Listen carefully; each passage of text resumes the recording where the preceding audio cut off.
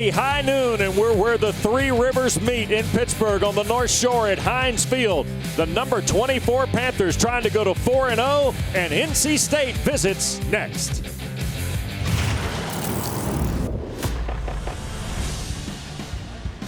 Pat Narduzzi's team takes the field, the fourth of four straight home games to open the 2020 campaign, and NC State has back-to-back ranked opponents on the road for the first time since 2016 as the Wolfpack enters Heinz Field. With Roddy Jones, Wes Durham, our field analyst today is Eric Wood, and we welcome you to Heinz Field. Going to be an interesting ball game. We've got the Pitt defense, which has been incredibly impressive through the first 3 weeks and the last two wins over Syracuse and Louisville.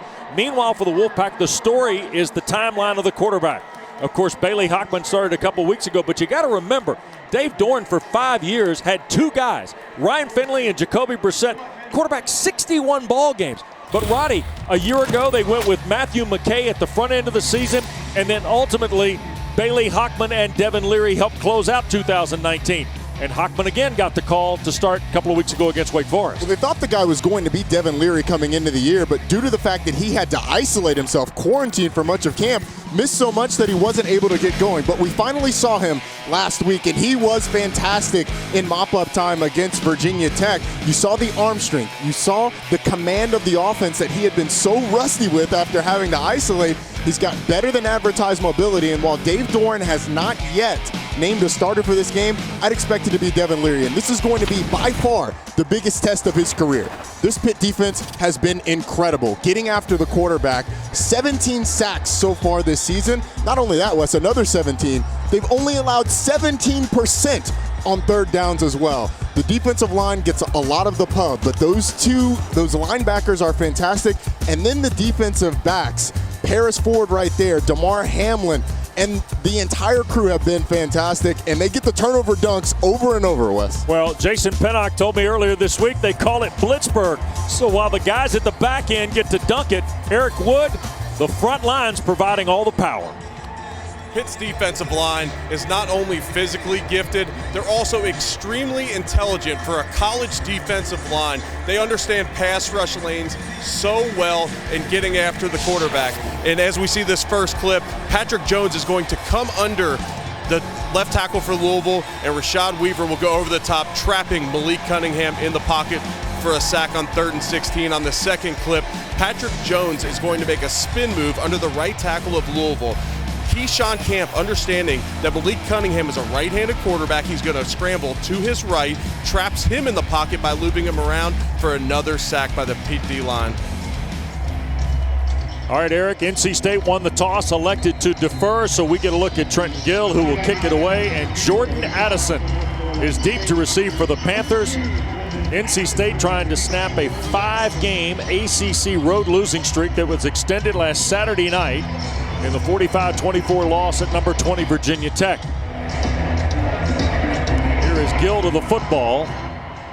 Addison will watch it travel into the end zone, and the Panthers will start 1st and 10 off their 25-yard line. The 31st career start today for senior Kenny Pickett, who, by the way, has had 7 career games of 300 yards or more, and last week threw for 220 and 2 scores, Roddy.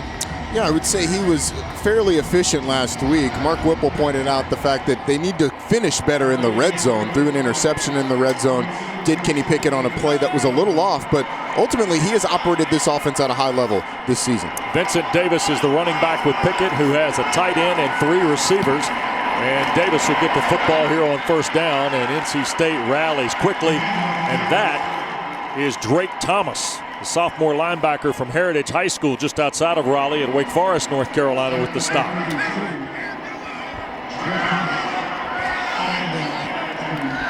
Second and the full 10. Pickett going to take the shot. Addison wide open. Busted coverage for the Wolfpack in the secondary, and 75 yards later, Jordan Addison's in the end zone.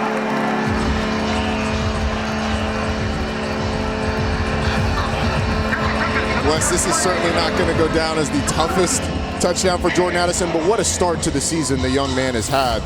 And ultimately, NC State just blows the coverage. Pitt goes with tempo, catches NC State off guard. I don't know who was supposed to cover Jordan Addison, but Certainly wasn't supposed to be that much space, and that's what tempo does early in the game. Looked like NC State late getting a call in.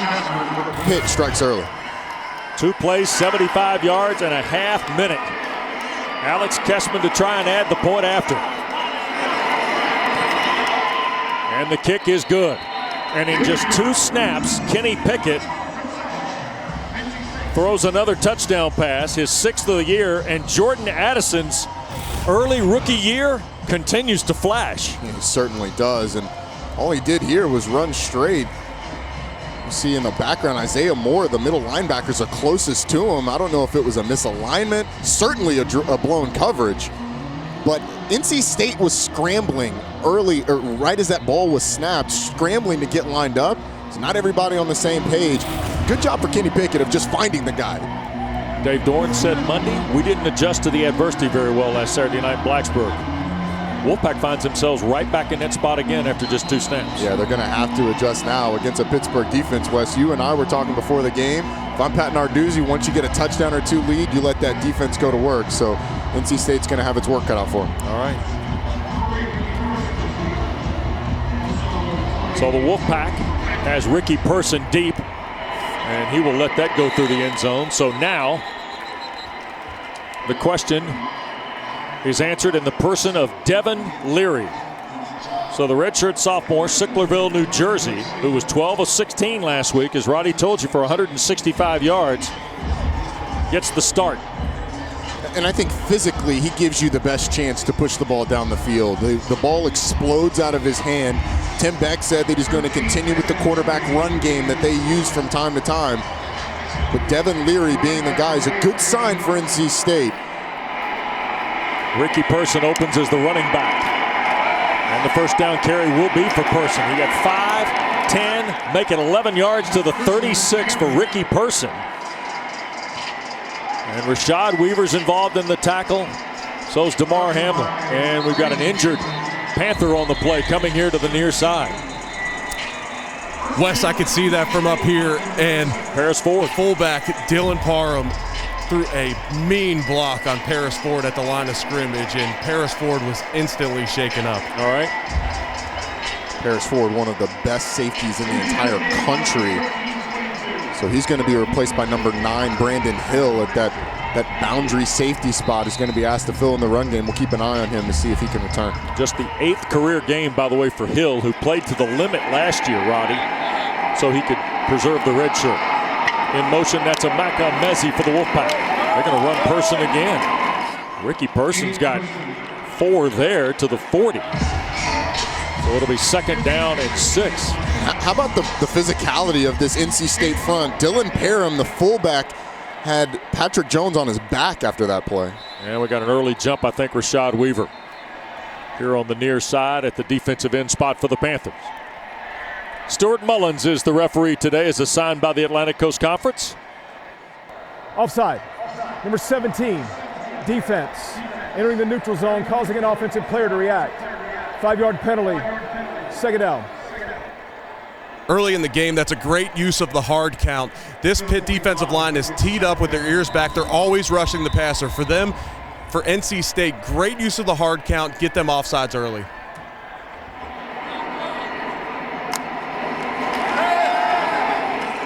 Here's the throw, Leary, and he's going to overshoot a Mezzi. Marquez Williams and, Jason Pennock and Brandon Hill in the coverage there, as you see Paris Ford going to the tent behind the Pittsburgh bench. It was a massive block, as Eric said, happened on Paris Ford. They take the helmet, take him into the tent to be evaluated.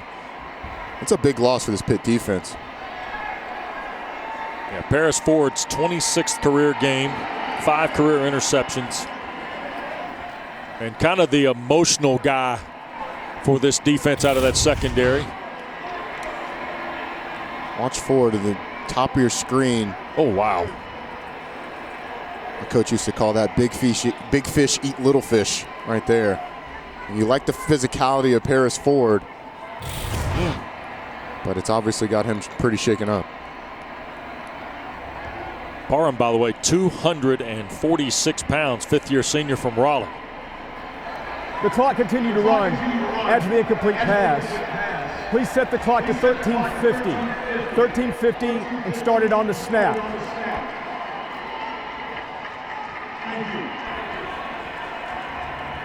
So 3rd and short it will be here for the Wolfpack, who on the year is 38%, 10th in the ACC. They were 5 of 16 last week against Virginia Tech. Here's Person trying to scoot to the outside. Now reroutes and will get the first down toward the 48-yard line. Now Devin Leary's missed his only throw, Roddy, but Ricky Person's given the Wolfpack a nice base to work from, at least on the ground here early. Well, I like the fact that NC State has come out and said, we're going to run the ball.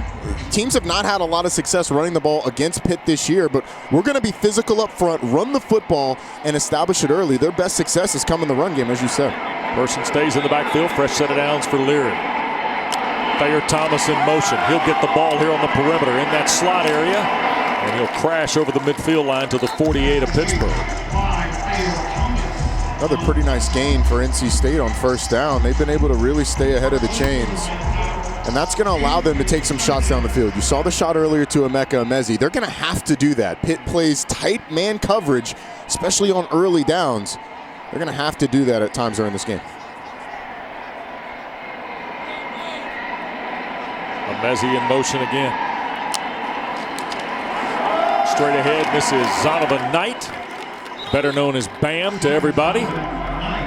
Sophomore from Bailey, North Carolina, who had 94 yards last week in the loss at Blacksburg. With his first carry, he actually had, that's his 26th carry. And Keyshawn Camp is being tended to here on the Pittsburgh sideline as well. So some early injury type situations staring Pittsburgh's defensive unit. Camp on the table, and Paris Ford, I think, still in the tent here behind Coach Narduzzi. Leary to Knight in the flat, and finally tackled at the Pittsburgh 35-yard line. Tim Beck is giving Randy Bates a handful to think about here in this first possession for NC State. Tim Beck expected man-to-man coverage on that, and he got it. They ran a little mesh concept with 2 receivers, and that also helped pick the linebacker that was supposed to cover Bam Knight. He's able to slip out into the flat for a nice 3rd down completion. I have really liked the way Tim Beck has come out and called this game so far.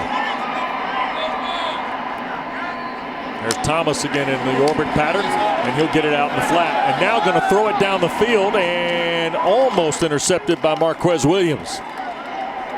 On a ball intended for Emezi. Or Devin Carter. It was Devin Carter, 88, not 86 Emezi. Well, Thayer Thomas threw the jump ball. He probably should have just eaten this one or thrown it out of bounds, but he's counting on his receiver to make a play. Thayer Thomas, a baseball player as well, so that is in the scouting report, no doubt, for Pitt. There's Tim Beck, offensive coordinator, quarterback's coach for the Wolfpack.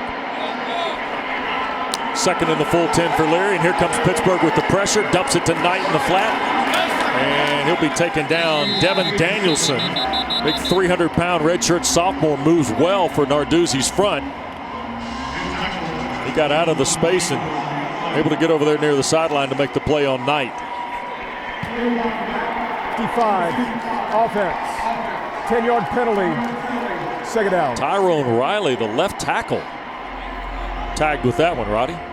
Yeah, he was. It was actually a really nice call for NC State against a blitz from Pitt. It was a better play by Danielson to get out there that is obviously negated with the block in the back.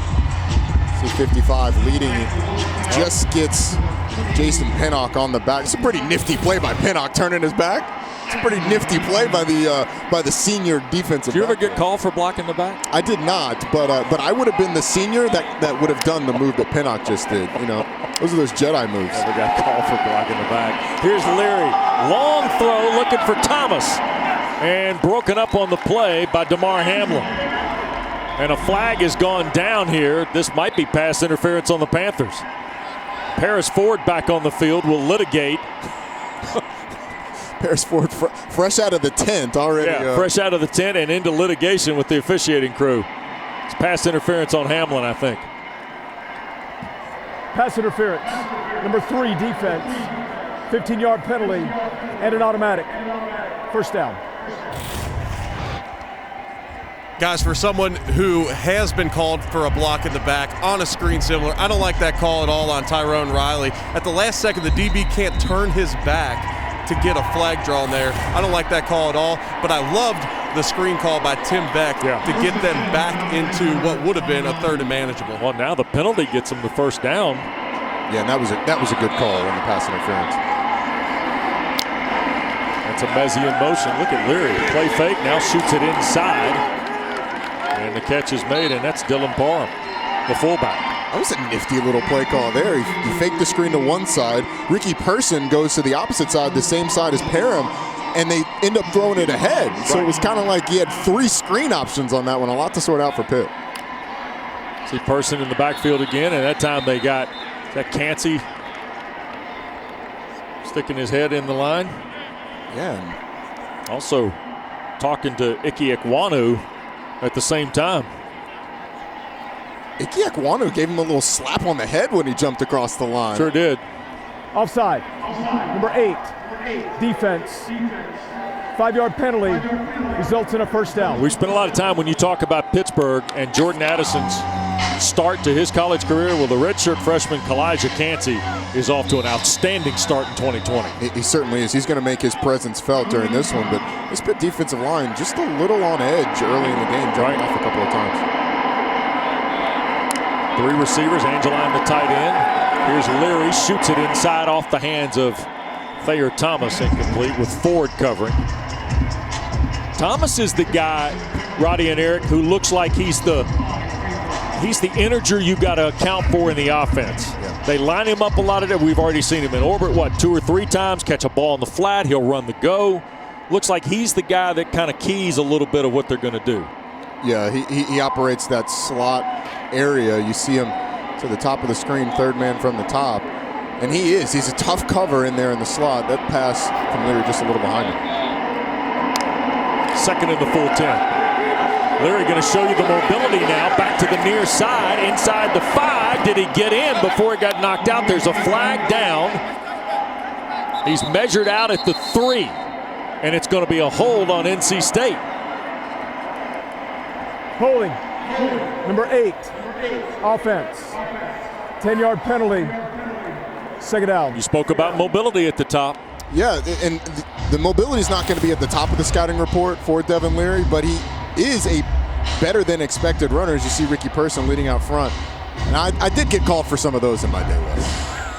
You go down for the cut, you're not quite getting them, you wrap the arm around. Yeah. It's not more of a hold as it is a hug. I'm with E. Wood. I don't like that call, Wes. It was a cut block. He wasn't getting off of that anyway. I don't like that. That's why they teach you to cut and roll, because that takes away the allure of grabbing the leg when you don't get them down. But you're simply just taught to cut, as Ricky Person did right there, so you get in the way and you avoid the holding call. You can't wrap up his leg. That's a mental error for me from number 8, Ricky Person. Got to sweep the leg, E. Wood. A lot of cheat codes being handed out here early in this ball game by you guys. Here is second down. You see the penalty measured from the spot of the infraction, so back to make it 2nd and 6. And here is Person trying to squeeze again along this left side. Pennock was there, Ford was there, as was Phil Campbell, by the way, the 5th-year senior at linebacker, number 24. Campbell, by the way, half dozen tackles, but he and Chase Pine and Cam Bright kind of holding things together in that linebacking group. They certainly do. They are an active bunch that plays well off this defensive line. This has been a great drive for NC State. Sure has. They get anything less than a touchdown, it's going to be disappointing. And they're on 3rd and short. It's now 1st and goal on the plunge by Devin Leary. And it's quite an answer to a 2-snap, 75-yard, blown cover haymaker from Kenny Pickett to Jordan Addison that got us started. Yeah, it certainly is. You put that group on the sideline, you let your defense go talk about what happened so they can get on the same page, maybe talk about how they're going to communicate with tempo. But ultimately, after last week, this team was really stymied by this Virginia Tech defense, so it's a good response. 1st and goal for Leary and the Wolfpack. Shoots it to the end zone and beyond the reach of Thayer Thomas, and another flag has come out. And got an official shaken up here underneath the goalpost. Stuart Mullins, the referee, making sure everybody's all right.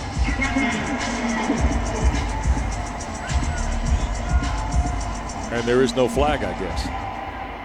They picked it up.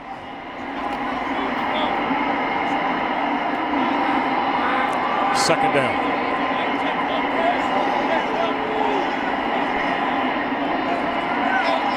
NC State, 8 touchdowns, 9 offensive possessions in the red zone, and there's a run by Person that's turned away. You see Campbell, the linebacker, at the front of the tackle. NC State generally has avoided on this drive, avoided the 3rd and long. This one is going to be about 7 yards to the end zone. Right. But honestly, if you're able to get down to the 2 or 3 yard line, I think you think about going for it if you're NC State. They're going to go empty. This is where the mobility of Devin Leary may come in to play. We'll figure it out. Just get to a quarterback draw. Sorry, Wes. 3 for 3 on 3rd down is NC State. Leary to the end zone. Caught. Touchdown. Kerry Angeline, the tight end. 2nd touchdown catch of the year for Angeline. And the Wolfpack answers Pitt's opening score. Tim Beck talked to us about mismatches. This time you get Paris Ford on Kerry Angeline down near the end zone. And Angeline just able to beat Ford off the line of scrimmage. Runs a little seam route. It's an easy pitch and catch. Really fantastic drive. Fantastic response from this NC State offense. So on 3rd and goal off the 8, NC State hits 4 third down tries in the possession. And the point after by Christopher Dunn ties the game at 7. So Devin Leary ties the ball game in Pittsburgh.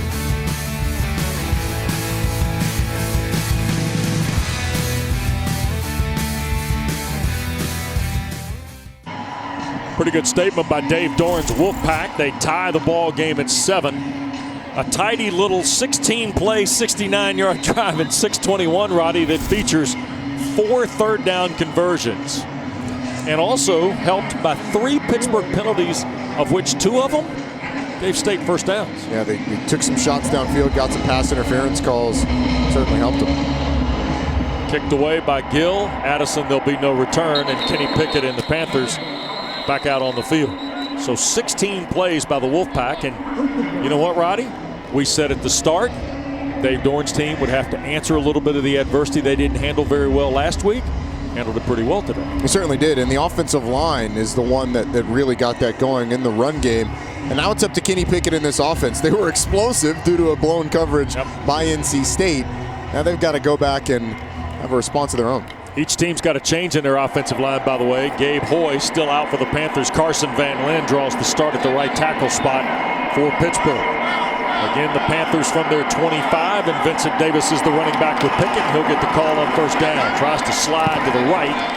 Gets a couple of yards to the 27. I bring up the offensive line part. Justin Witt is not with this team at NC State on the trip up here.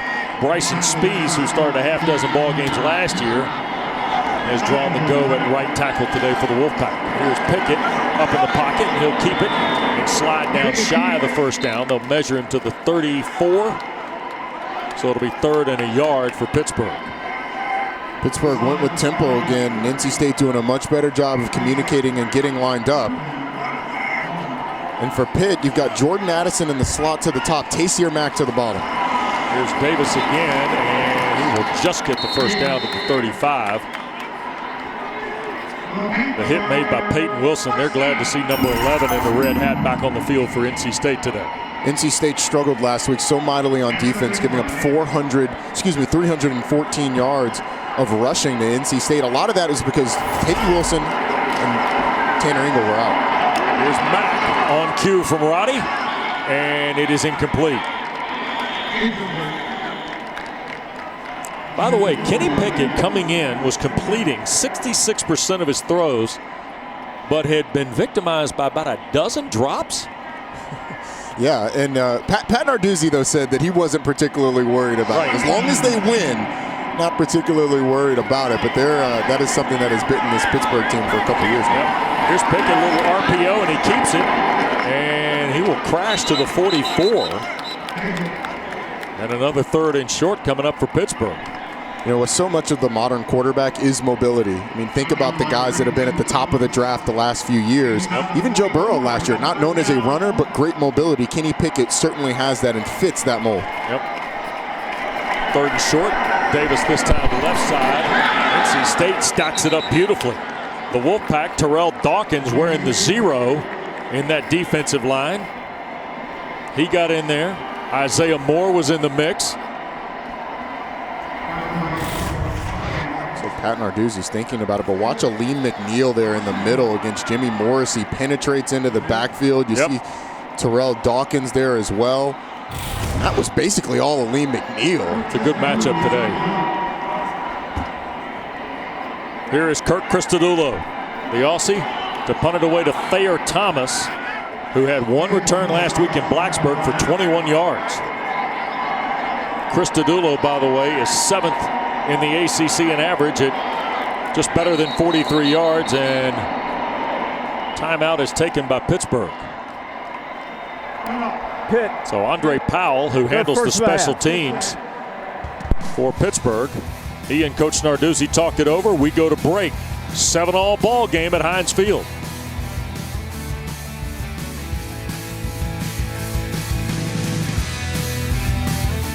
Well, NC State ties the ball game after the early haymaker from Pittsburgh at 7-all, and then Wolfpack picks up a big 3rd down conversion, Eric, and now Pitt's going to punt it back to him, and Tim Beck's already looking at his play chart. Absolutely, and when you looked at this game on the front end, everyone was talking about Pitt's defense. What does Tim Beck come out with? He was so multiple. He used hard counts. He ran the football. He used a trick play. He threw out screens, and on 3rd and goal, he gets to an empty set and uses his 6'7" tight end against 6-foot-tall Paris Ford and exploits that matchup as well. Thayer Thomas will wait on the punt from Christodoulou out of the Pat Narduzzi timeout. And that ball checks up inside the 20 and out of bounds over toward the NC State bench in front of the offensive coordinator. Wolfpack's got to feel pretty good with Devin Leary at the wheel. 5 of his first 8 for 26 yards. The touchdown to Angeline. They also ran the ball for 44 yards. Ricky Person 26 yards on 5 carries, Roddy, in that opening drive. And Devin Leary wasn't as sharp as he could be as well. Missed a couple of throws on Thayer Thomas. So there is an opportunity for this NC State offense to improve even from what we saw from drive 1. The thing that I was impressed with was his offensive line, though, early on. And we told you Bryson Spees, 56, starting at the right tackle spot instead of Justin Witt, who would have made his 25th start today for Coach Doran. Empty set again, 3 to the wide. Here's Leary launching down the field and overthrows his intended receiver. And that was Anthony Smith. Yes. Freshman from Huntington, Maryland. And that's another one that Devin Leary missed. If he keeps that ball in bounds down the field, Smith's got Paris Ford beat. 2nd and 10. Leary this time a little shorter route, and that's Porter Rooks. That's his 3rd catch of the season. He had played a lot of ball, 61 snaps in the first 2 games for the true freshman from Myers Park in Charlotte. So now all of a sudden 3rd and a couple facing the Wolfpack. Remember, they're 4 for 4 on 3rd down the opening drive, including the touchdown. Bam Knight's come in the backfield with Leary. Looked like on that first fake snap, Paris Ford was almost at the defensive line mark. Angeline looks like he might be uncovered here, Rodney. There's the throw to him and the first down. Right at the 32-yard line. Panthers pushed a linebacker that way? That was a great point by you, Wes. They had a linebacker to the inside of Angeline and expected Paris Ford to be able to get over there from the middle of the field to be able to try and play it, but Angeline just sits in that little soft spot in the zone and is able to complete it. The epitome of take what they'll give you, huh? Absolutely, especially on 3rd and short. Knight stays in the ball game.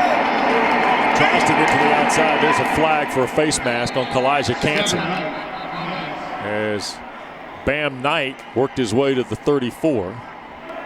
Personal foul. Face mask. Number 8. Defense. 15-yard penalty and an automatic. First down. So another penalty here on the Panthers. It's been a killer, and Kalijah Cansey's going to see a lot more time. see. Yeah, there's no doubt about that. But Keyshawn Camp went out on that first drive, and he is now sitting on the sideline. So we're going to see Kalijah Canty. We're going to see David Green, Tyler Bentley, a lot more in the absence of Keyshawn Camp. Yep. So now 1st and 10 near the 49. That's Jordan Houston in motion. And he'll get it out the screen out in the flat and took a big lick. Wow. Brandon George, I think, nope, 38, Cam Bright. That was just a little flare pass where there looked like there was some space, but Hamlin and Cam Bright got there so quickly. Yep. And we got early movement again. Is that Canty a second time?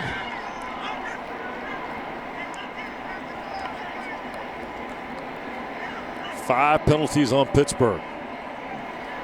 3 of them have been first downs. Number 8, defense. Entering the neutral zone and causing an offensive reaction. 5-yard penalty. Still second down. And Wes, as soon as that happened, Devin Danielson started trotting on the field saying, "Come on, young fella, come on off. You need to take a break." Got a little talking to from Pat Narduzzi as well. Yep. So 2nd and short after the penalty. And Houston gets to the 40 of Pittsburgh. Looked like Tyrone Riley's hat popped off. So Houston enough for the first down. So Big Riley will have to come out of the ball game for a snap. There's now been 3 encroachment penalties by Pittsburgh in this game. Great use of the hard count by Devin Leary. The next step, though, is to get the center to snap it when they get in the neutral zone, so you get a free play down the field. Like you would. Sounds like a guy that played 9 years in the league. Timothy McKay, by the way, the younger brother of the former Wolfpack quarterback Matthew McKay, is coming in to spell Riley at that left tackle spot here for 1st and 10.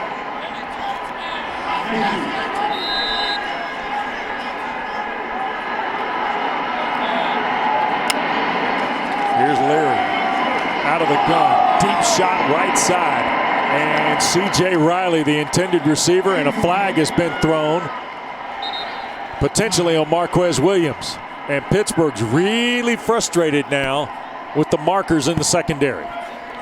And you know what? Pass interference. Number 14, defense. 15-yard penalty and an automatic. First down. That is 6 penalties, Roddy, on the Panthers. 4 of them have been converted to first downs. So NC State has not had any of these passes completed, but they are putting pressure on the referees. That one's a little ticky-tack for me. That one's a little there is some contact, but they play man-to-man coverage down the field. But the thing that NC State's doing, again, is they're going to make the referees decide whether or not it's pass interference. So even when you're taking those shots and you're not completing them, you're getting yards out of it. Inside Person. And Ricky Person for maybe 3 inside the 25. A lot of personnel, Eric, also being used by Tim Beck. The packages, the designs. He is giving Randy Bates and Pat Narduzzi a lot to look at here in the first couple of series. He is, and he's using the entire field. I love these swing passes, and although they haven't gone for big chunk plays, it continues to pull people out of the box for Pittsburgh, which should loosen up the box to hit some run plays. Well, Bam Knights come back in now. 2nd and 8. We'll call it from the 24.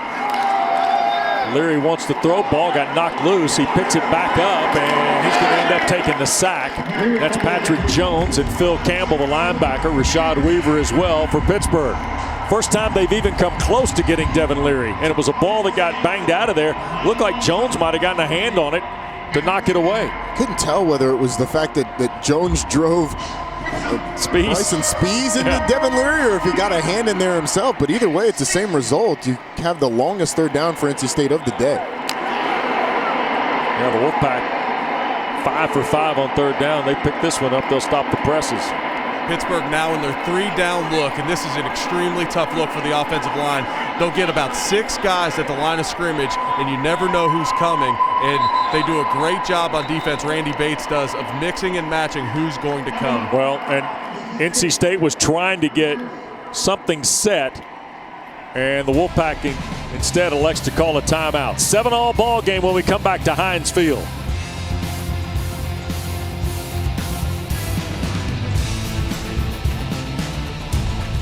Durham on ACCN and the ESPN app. Packer and Durham bring you the latest news and information from the ACC with special guests from the world of sports. So pull up a chair as I do every week with Wes Durham and check out you some. What about Mark Packer? Well, I don't pull up a chair with Mark. What about the dogs? Yeah, Chester, Fuller, Clifford, get it all in while we can. The animals, Yep. Third down, and they do run the ball with Knight. And Bam Knight, middle of the field to about the 22-yard line. Okay, Eric, we talked about this during the commercial. NC State, and by the way, Cam Bright down on the play for Pittsburgh, who's had 3 defensive players shaken up here in the first 2 NC State possessions. But you were just talking about this play call by Tim Beck and Dave Doran. There isn't going to be a ton of points scored in this game when you look at these 2 defenses. So by dropping back the pass on 3rd and 16, you risk a sack and getting out of field goal range. Christopher Dunn, who had a 53-yarder a week ago, this is a great range for him. You get 6-7 yards there and take the risk of getting out of field goal position away. 40-yard field goal try to put the Wolfpack in front. Dunn hit from 53 last week at Blacksburg. And this is perfect, and NC State leads Pittsburgh 10-7. A 9-play, 60-yard drive in about 4 minutes now, Rowdy. A couple of really good drives from NC State. I've been really impressed with the way Dave Doran's team has looked more like the team that we saw in week 1 against Wake Forest, where they really took it to them.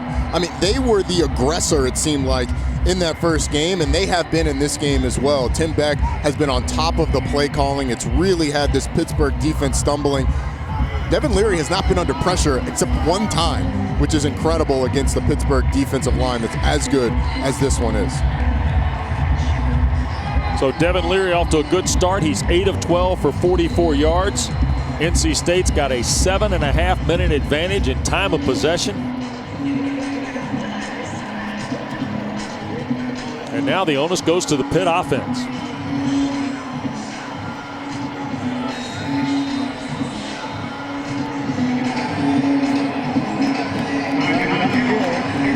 Trenton Gill to kick it away. Jordan Addison is deep. And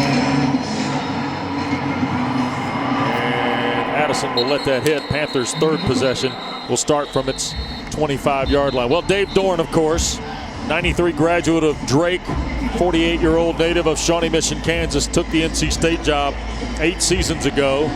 He alternated between Pete Thomas and Brandon Mitchell his first year, and then they kind of settled in, Roddy.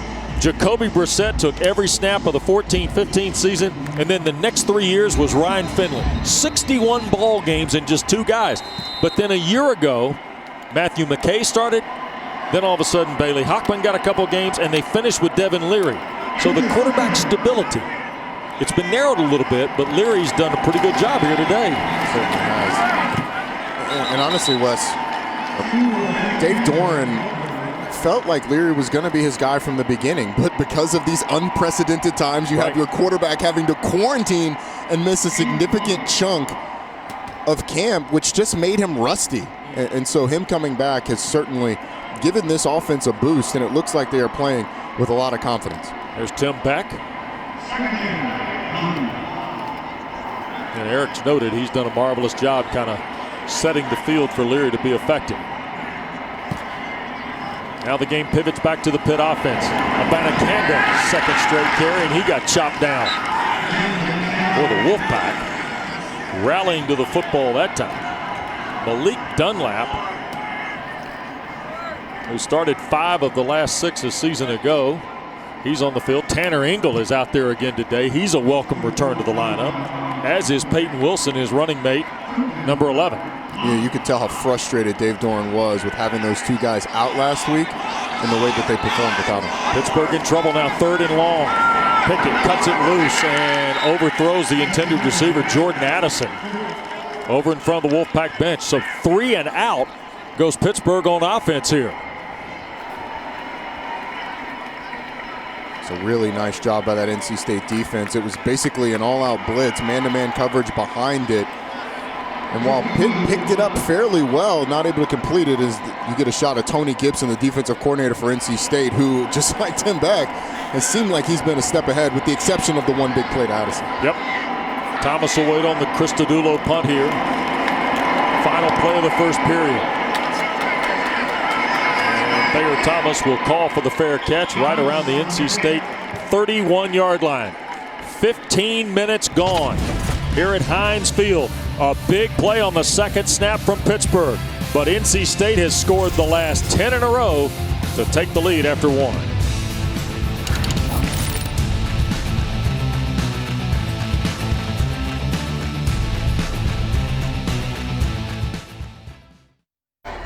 Game one of our ACC tripleheader. We're at Heinz Field here in Pittsburgh through a quarter of play. NC State leads number 24 Pittsburgh 10-7 with Roddy Jones, Eric Wood, Wes Durham. We welcome you back here to the Steel City. And the first play of quarter two is Ricky Person back to the line of scrimmage on the left side. Guys, the ball game's got an interesting tempo to it. NC State's dominated time of possession. The Wolfpack's got 95 yards on 26 plays, and Pitt has helped with a half dozen penalties, Roddy.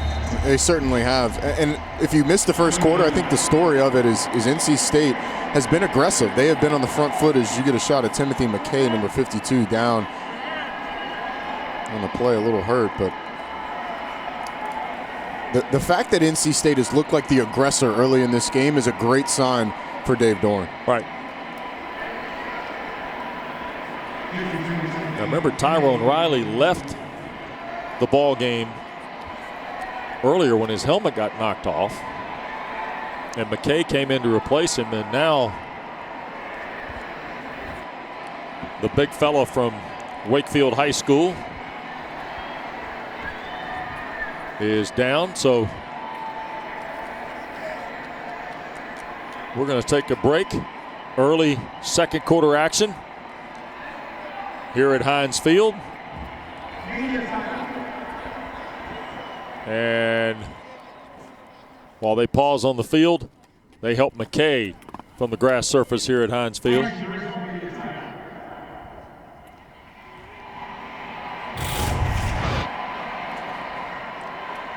Ooh. That's what happens when you're one of those offensive linemen. E. Wood knows it as well as anybody. Those bodies flying around and trying to get rolled up. Yeah, I broke both my legs, did an ACL, 6 lower body surgeries, 9 years in the NFL. Hey. Yep. Okay. It can happen up there in the trenches now. Roddy. I got aggressive real quick. Yeah, it did. I don't know we needed all that, but thanks. Just rolled that right on out there, didn't you? Yeah, it's amazing how it rolls off the tongue, too. As many times as you got to recite that in any doctor's visit or anything else. I hear you. A Mezzi in motion. Second in the full 10. Back of the catch. Ooh, and a good hard run. DeMar Hamlin knocked him down at the 35, but Emeka Emezi, who, Roddy, remember a year ago went to Kelvin Harmon's number 3, and I think a lot of people thought he was going to take that leadership role. And we get another jump into the lane, and that time it looked like Servassier Dennis tried to step in there. And here's another penalty, I think, on Pittsburgh. Offside. Number 32 defense entering the neutral zone, causing a reaction from an offensive player. 5-yard penalty. Still third down. Pat Narduzzi has to be just absolutely livid about those penalties. Pre-snap. And it's not like NC State just started doing it on this drive. It's a frustrating way to go from 3rd and long to 3rd and very manageable. Yep, 3rd and very short here, just a yard. Pittsburgh trying to jump the pile. They hand a Person on the stretch around the edge. He'll beat Hamlin to the corner, and up the side near midfield goes Ricky Person.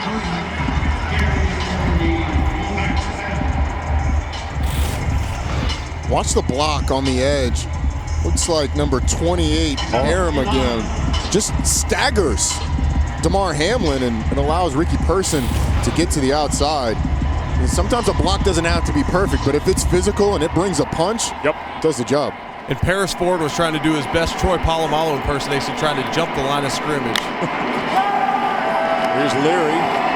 Spins it for Devin Carter on the near side. And Carter will spin to the 35 against DeMar Hamlin. Now, Devin Carter is 6'4", former Clayton Comet. Redshirt sophomore from just outside of Raleigh. Emezi's 6'3". Leary now going to put it up deep. Downfield, Messi for the touchdown. And Marquez Williams was the guy defending Messi. He's asking for a pass interference call. I didn't see it live. I did not see anything that warranted an offensive pass interference live, but Marquez Williams is furious about it. He's asking for a replay. We'll get another shot of it. It's a fantastic job of Messi of adjusting to the football. Wow. With the hand on the back, I can see where Marquez Williams would feel that, but there wasn't the big push that you expect. It's a veteran move by Messi. 12:56 to go first half. It's a 35-yard strike from Devin Leary to Messi. Dunn's point after is good. And now it is a 10-point NC State lead. 17 straight for Dave Doran and the Wolfpack here. Big time throw by Devin Leary. Messi in the end zone. His first touchdown of the year. We continue from Pittsburgh in a moment on ACC Network.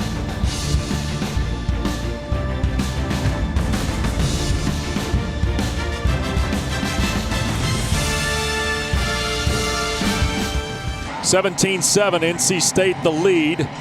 17 in a row for the visiting Wolfpack. Roddy? Well, Tim Beck lit up this week when I said, hey, Coach, Pitt's going to challenge you. How much are you going to throw the ball downfield? He said, look, we're going to take our shots. And boy, have they taken their shots so far in this one. The first one that they completed to Messi goes for a touchdown. Jordan Addison will signal for the pair catch, and that'll put the ball at the 25 for the Panthers. By the way, Pickett to Addison on the second snap of the game for Pittsburgh. 75 yards. Panther offense has only generated 18 yards since, Roddy, in their last 3 possessions. Yeah, Tony Gibson on this NC State defense has been aggressive, and they have played well. We mentioned the fact that Peyton Wilson and Tanner Ingle, their top 2 tacklers from a year ago, are back in this game. So that means Drake Thomas gets to go back to his regular position of Sam linebacker, which apparently has shored up a lot. Pittsburgh defense been banged up here a little bit in this first half. See what the offense behind Mark Whipple can get going. Pickett moves in the pocket to his right and will dig out for about 5 yards to the 30. Play was starting to break down around him. C.J. Clark, big 300-pound redshirt freshman from New London, North Carolina, was flushing him out. Second down 5 for the Panthers.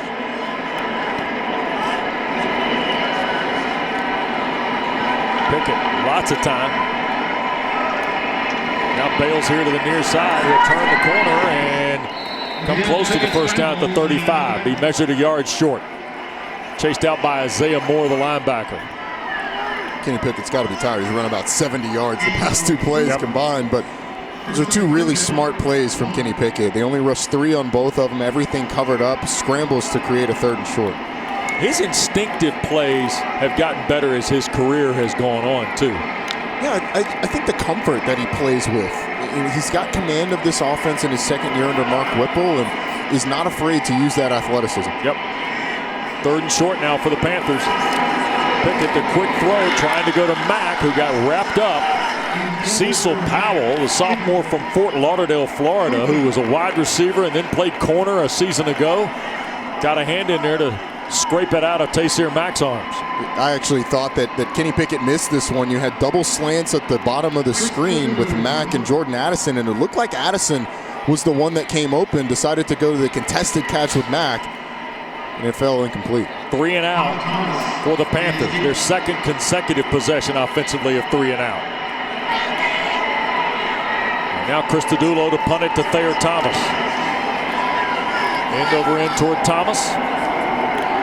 Takes a bit of a Pittsburgh bounce toward the 20. And that's where they'll touch it up. So the Wolfpack has scored 17 in a row. Devin Leary, getting his first start of the year, gets the rock when we come back.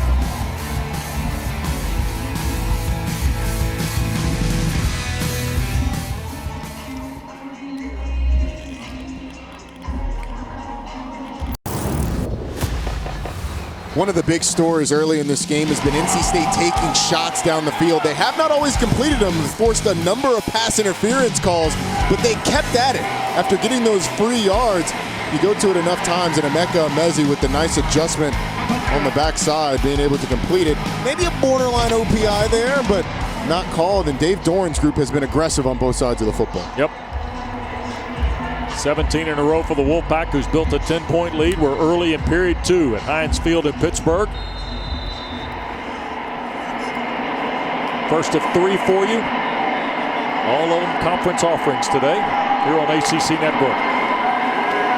Leary, stop and go, looking downfield. C.J. Riley cannot haul it in against Marquez Williams.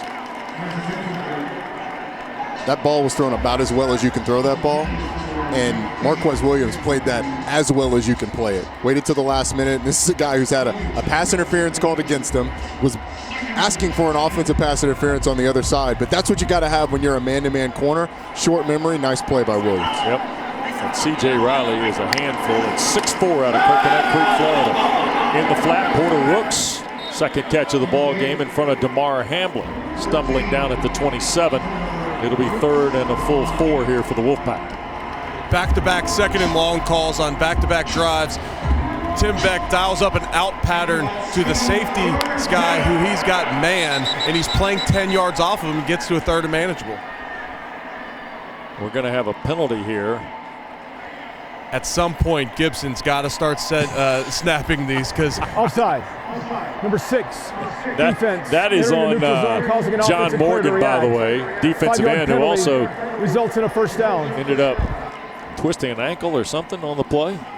You try and do too many calisthenics trying to get out of the way, too many Pilates trying to get out of the way, and you can pull something. Eric Wood would like a word with Grant Gibson. The Wolfpack center. Here's Leary throwing for the first. Cut back up the field. Keon Lassane, sophomore from Lumberton, North Carolina, pulls it in for the first down at the 45. And this is what NC State expected the offense to look like coming into this season. But Devin Leary, having to isolate himself for so long, didn't allow it. He has looked incredibly sharp so far in this Sure has. Now Leary going to load and throw again, and another flag has been thrown on a ball intended for the 5'11" Lassane. I think this one you are going to get against NC State. Nope. Oh, it's against Pitt. And Marquez Williams is flustered. Pass interference. Number 14, defense. 15-yard penalty and an automatic. First down.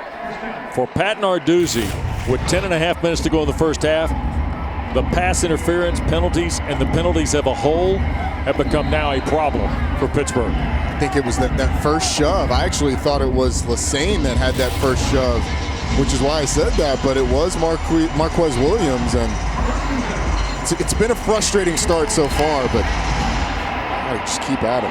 Yep. In Pitt territory after the penalty.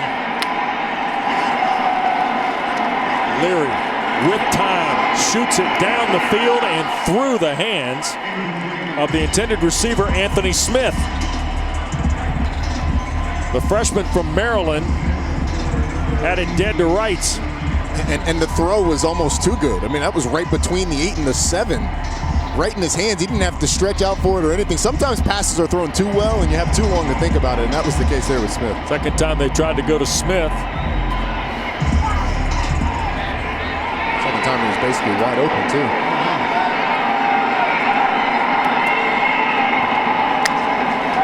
In motion, that's Rooks. He'll get the ball on the perimeter. And got chopped down and a flag thrown from behind the play. Servassier Dennis trapped Porter Rooks in front of the Pittsburgh bench. How many flags have we had in this game so far? This will be, well, we've had 11 accepted penalties. This is on NC State, I think. Pat Narduzzi will want to back up the Wolfpack here. This will be the third on NC State. Number 84, offense. 10-yard penalty, second down. Josiah Pavilion rather. Wes, right there, if you're Pat Narduzzi, you could put them in 3rd and 10, 3rd and 9, right, whatever they're going to be right there. And if I have Pitt's defensive line, I probably decline that one. And you're not in field goal range either. So 2nd and 20 About 5 minutes gone here in the second period. And now we get 5 more on a procedure call. I think Lassane. Full start. Number 15, offense. 5-yard penalty. Second down. A flag-filled first half, Roddy Jones. Yes, it certainly has been. And a lot of them pre-snap. That is 13 of them in the first half. 9 for the Panthers, now 4 on the Wolfpack. It has not been the cleanest first half we've ever seen. And as Eric mentioned, that Delta package, the third down package that Pitt goes to, they've already gone to this second and long. Yep. Try to get Bam Knight going. Left side, cuts it back into the secondary and down to the 42-yard line. Pretty strong run by Knight. And that third down package only has 3 down linemen. You're putting the 3 linebackers on the field, and then you're having all DBs after that. So what does NC State do? They run the football, and that physicality up front pays dividends. Bam Knight has run the ball so well this year. I like the call from Tim Beck, and now they're 7, 8 yards away from being in field goal range. So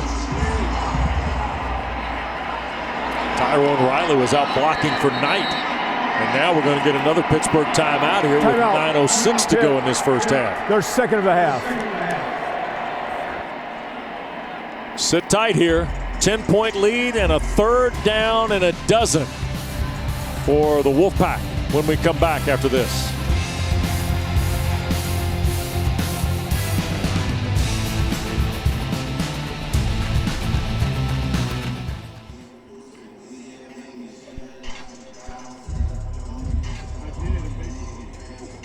I did, and based upon there being only 3 down linemen, he got matched up on Pinnock, and about 10 yards down the field, dumped him on his back. Yep.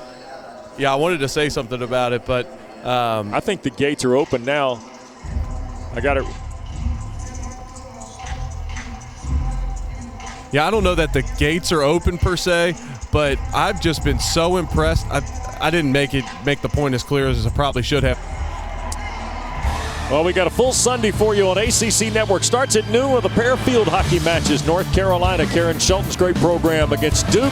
Then Boston College against Louisville. And then 2 on the card from women's soccer. Miami, Virginia, followed by number 3 Clemson and number 11 Duke. All day Sunday right here on ACC Network. Third and a dozen.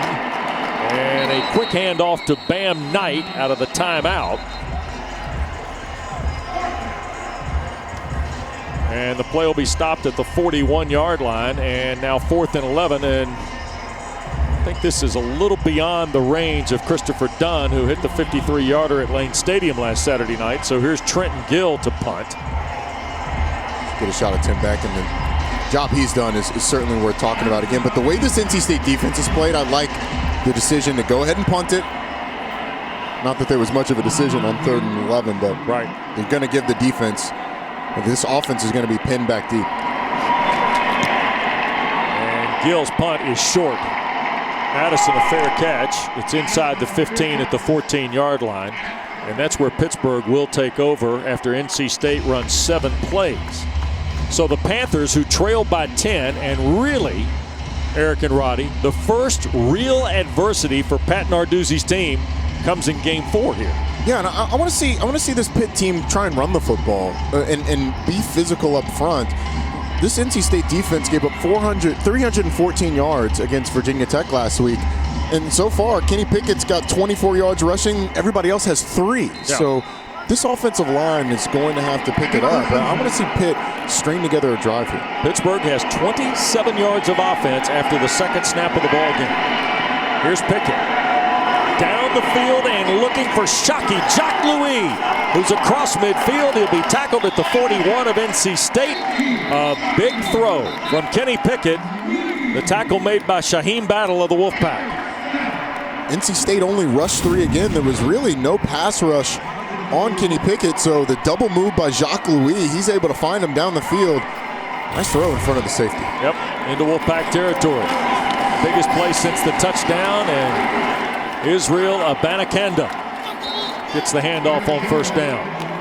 The young man from Brooklyn, New York, out of Abraham Lincoln, maybe more known for its basketball program in the borough than football, but Abanikanda came in here last week. Abanikanda had 41 yards on 9 carries and looked pretty stout against the Ville.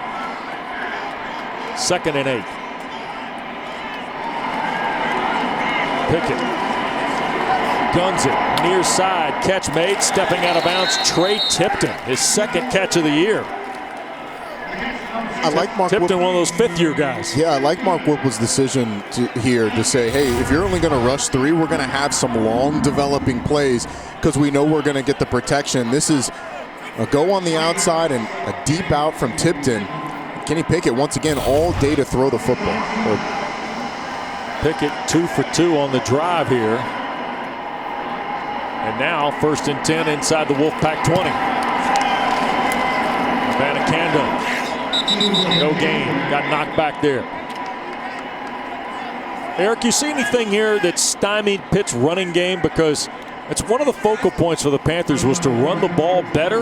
They've only got 29 yards on, let's see, looks like 12 tries here today. Here's Pickett, 2nd and a little more than 10. Back inside, this is Jordan Addison trying to find some room. And he'll run right back to the original line at the 19. To your point, Wes, I think Aleem McNeil, the nose guard, has done a great job of holding the point in the middle at that nose position. NC State runs a 3-3-5. It's extremely important for the nose guard not to get pushed back because there's only 3 linebackers, only 6 big guys in the box on each play, even on running downs, and I thought he's done a great job so far. Big Aleem McNeil out of Sanderson High School in Raleigh, wearing that number 29. And when he gets all bunched up on his back, it could be anything. Aleem McNeil is a man that needs to be wearing the number 0, in my opinion. Well, he'll have to negotiate that with or at least a single digit for starters. I mean, you know how I feel about the single digits. I know. The bigger guys should get the single digits. They should all go to the bigger guys. You're talking about a great athlete. He played Mike linebacker in high school. Maybe he was a 20-something number in high school playing linebacker, and he still gets it at the nose position in college football.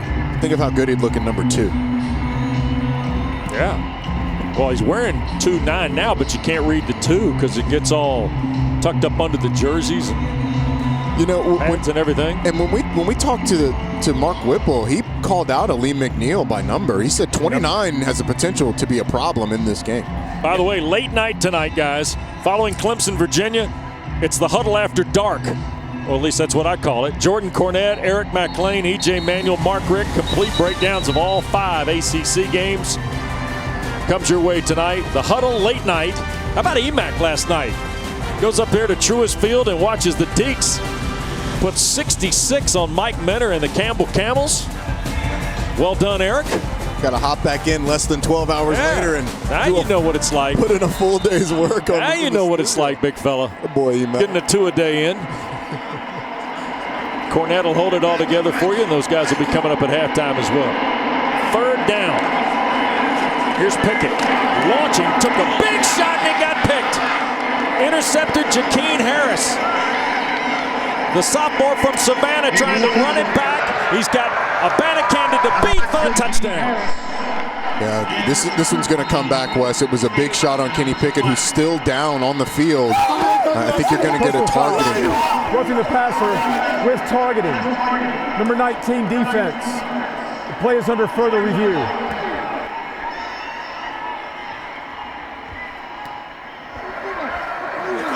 It was Joshua Pierre-Louis who had the wide open shot on Kenny Pickett. I think he just went a little high there. You saw that right away. Stepped right in front, did Harris. It will negate the interception. Yeah, and that's about as clear cut as it gets off of one view. Lowers the head. He launches at the head of Kenny Pickett. Ooh.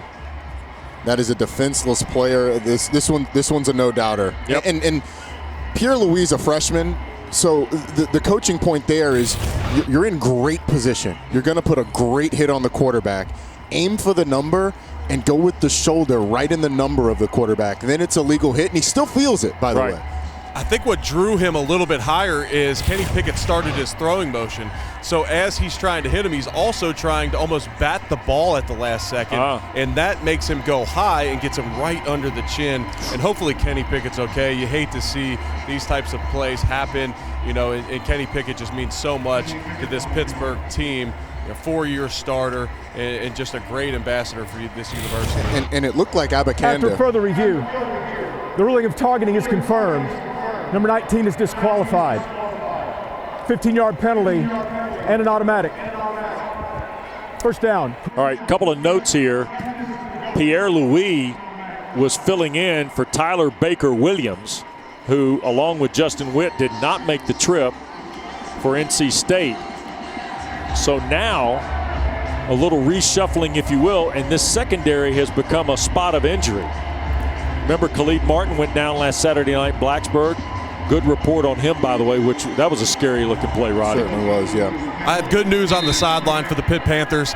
Kenny Pickett was allowed to keep his helmet on, so he's got it on the sideline. He didn't even need to be evaluated in the tent, so I would expect him back on the game, in the game for this next snap. Here is Davis Bevel, by the way, and I think we got some movement. Number 53, offense. And it's Jake Cradle, the right guard of Pittsburgh. But Davis Bevel is a 6'5" redshirt freshman from Greenville, South Carolina, whose numbers on the year are very modest, 3 of 5 for 13 yards in terms of passing. And we'll keep an eye on Kenny Pickett here after the snap here for Bevel. Bevel is going to throw and slightly behind Addison, second down.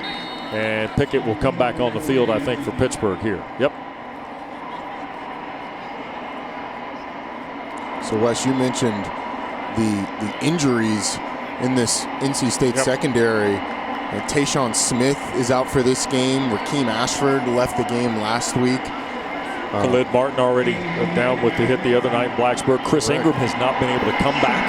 Yep, and Tyler Baker Williams. Tyler Baker Williams, yeah. Inside hard running that time. That's Vincent Davis inside the 10. So 3rd and goal coming up. At the 9-yard line. By the way, Vincent Davis has had the bulk of the work. Banakanda's come in. A.J. Davis, injured last week against Louisville, not dressed today to play for Coach Narduzzi. And Wes, you're not going to see Israel Abanikanda on 3rd down. Nope. Here's Pickett, far side throw, and intended, I believe, for Addison, and he got teed up for Malik Dunlap. Tell you what, Eric, you noted this, 6'4", 220. When Malik Dunlap gets there, you know it. Yeah, he is an impressive specimen at corner, and that was a heck of a lick he put on as well on Jordan Addison, the freshman. Yep. And Malik Dunlap, what an asset he is for the Wolfpack, being able to fill in the run. We saw a big hit from him earlier. We see a big hit there. This guy could play anywhere on the field, it appears. Yep. And here is Alex Kessman, who hit 3 field goals last week in the victory against Louisville. And this one is punched through from right at about 25 yards. So Pittsburgh's on the board. They stopped the 17 in a row by NC State, and they cut it to a touchdown deficit. Wolfpack with the ball in the lead when we come back to Heinz Field.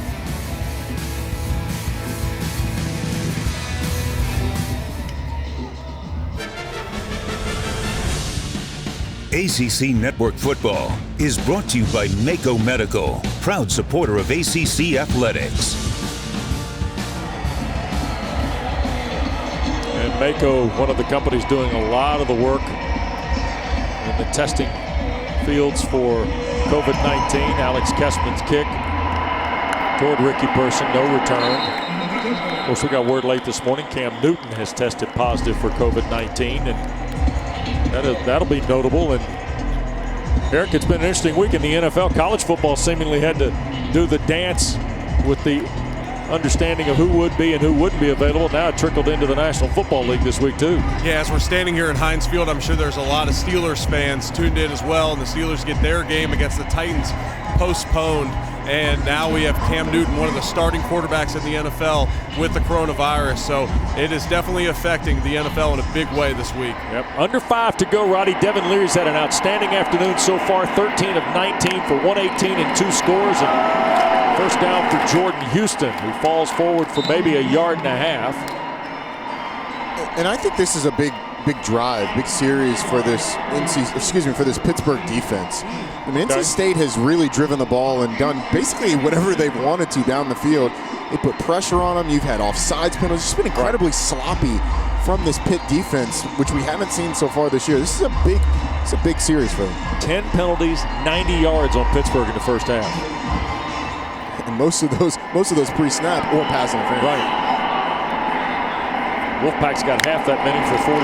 Here's Leary. Quick flip into the perimeter and misses Houston. Rashad Weaver, big 17, was in the throw lane that time.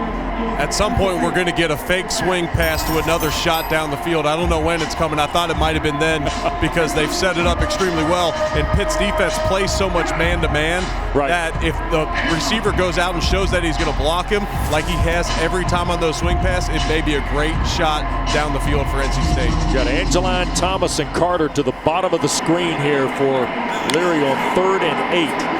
Almost 9 for the Wolfpack.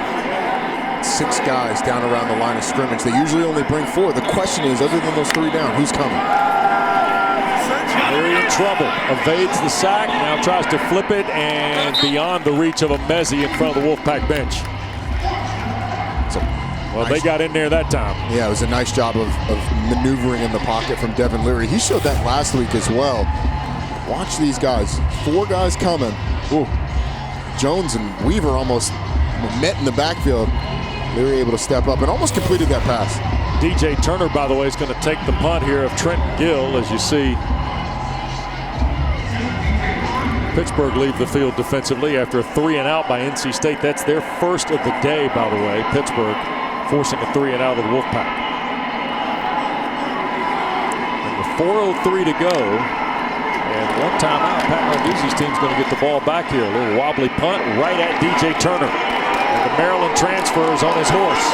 50, 45, and Turner run out of bounds in Wolfpack territory at the 40-yard line. Remember, Addison was shaken up, so DJ Turner, who only enrolled in school here, Roddy and Eric, back early September, because that's when the Big Ten had shut it down and Turner was looking for a new home. He had a relationship with some folks on the Pittsburgh coaching staff. He played 31 games at Maryland, but didn't get here till late August. Yeah, look at the right side of your screen. You saw that block by number 30, Brandon George. In the past, that would have been a light-up block where you just drill the guy, but does a great job of just doing the run by. Yeah. Just runs in front of him, puts his back out.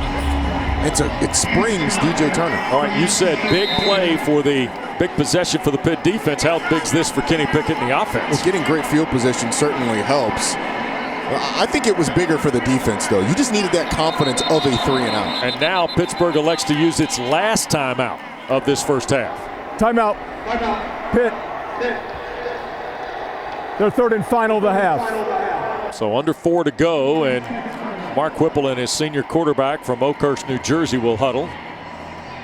Pickett, by the way, 4 of 8 for 140 yards. He is 7th all-time in passing yardage coming into the ball game today. He's got a chance to get to the top 3. 2,300 yards would put him, 2,300 more yards would put him in the neighborhood of Tino Sinceri. And Kenny Pickett seemingly has played here a long time, because why? In 2017, at the end of the year, he led them to the win over number 2 Miami. The next year, they made the ACC championship game. Last year, one of 4 quarterbacks in the ACC to throw for more than 3,000 yards. And he's on the Maxwell list, among others. And you see the 5 touchdowns, and he's added 1 today on the long ball to Jordan Addison at the start of the game. Pickett puts it up downfield over Jacques Louis' head, incomplete. Cecil Powell in coverage for the Wolfpack. You were mentioning Kenny Pickett, where he stands on the all-time list. Current Browns offensive coordinator, former coordinator of mine in Buffalo, Alex Van Pelt leading it. I sent him a text this week. He had over 11,000 passing yards, and all he had to note, minus 119 rushing yards. That's all he had to say. Here's Pickett, 2nd down. Guns it near side. Turner will step out of bounds, but shy of the first down by about a yard. Eric mentioned earlier the fact that NC State was throwing those easy access outs, and Pitt had taken them away. Yeah. And that is something that is a staple of this Pitt offense. When they get into 2nd and long, they're going to go there consistently if you give it to them to create 3rd and shorts. Turner and Jacques Louis go to the far side. Taysir McRotty here to the boundary on 3rd and short. Yeah, it looks like he's got one-on-one. Play fake. Pickett tried to keep it, and the Wolfpack makes the play. Aleem McNeil pulls him to the ground. Tayon Palmer was back there, the safety, but it's McNeil, big 29, who's winning that battle inside. Yeah, Lee McNeil does a fantastic job. Palmer coming off the edge in place of Josh Pierre-Louis. Those two guys meet there. How many times have we called Aleem McNeil's name? Yep. He's having a fantastic game. We thought it might be a good matchup, Eric. It's proved to be. It has been, and he's edging out Morrissey there. That was not his guy, though. That wasn't Jimmy Morrissey, the center. That was Gabe Hui, the tackle. Here's Pickett again. Reroutes it, goes to Turner, caught on 4th down, and Pittsburgh picks it up. Gutty play by Pickett. Well, it was Kenny Pickett made that play because Jordan Addison's open. DJ Turner is open as soon as he completes his route on a little whip route. But Pickett's ability to evade the rush and then get out and find Turner is what made that play on a big 4th down conversion. Yep. So now the clock toward 2 minutes. Pickett on 1st and 10 with time. Now going to bail and run with it, and will dive inside the 20 toward another 1st down. Looks like he's right at the stick. Oh, just short. Under 2 minutes to play now here in this first half. Kenny Pickett's ability to continue to hurt NC State when they only rush 3 has been impressive. Yep. Tommy Gibson's going to have to think about sending more. They bring the extra guy this time. Turner almost makes a great catch in front of Tanner Engel at the pylon.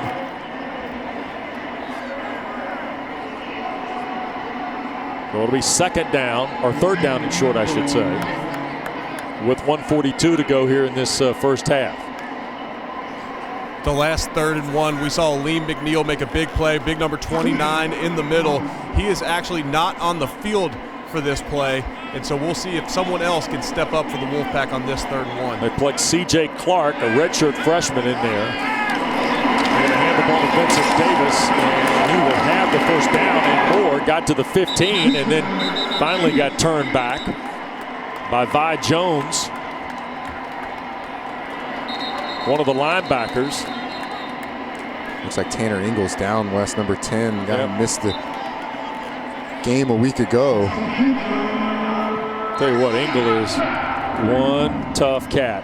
He is, and if he, we'll see how serious it is as he's going to be tended to, but that would be another injury in this secondary that's already down. Yep. 5 players by my count so far. Rakeem Ashford was doubtful for this game. Yep. I've not seen him so far, but he's the guy who played in place of Tanner Engel a week ago. Right, Rakeem Ashford doubtful for the ball game. Khalid Martin was shaken up last week. He was also helping after the Ashford injury, right? Yeah. Tyler Baker-Williams announced last night not making the trip, and then you mentioned Ingram and Smith, who are corners. Then Pierre-Louis ejected for the targeting call early in the ball game.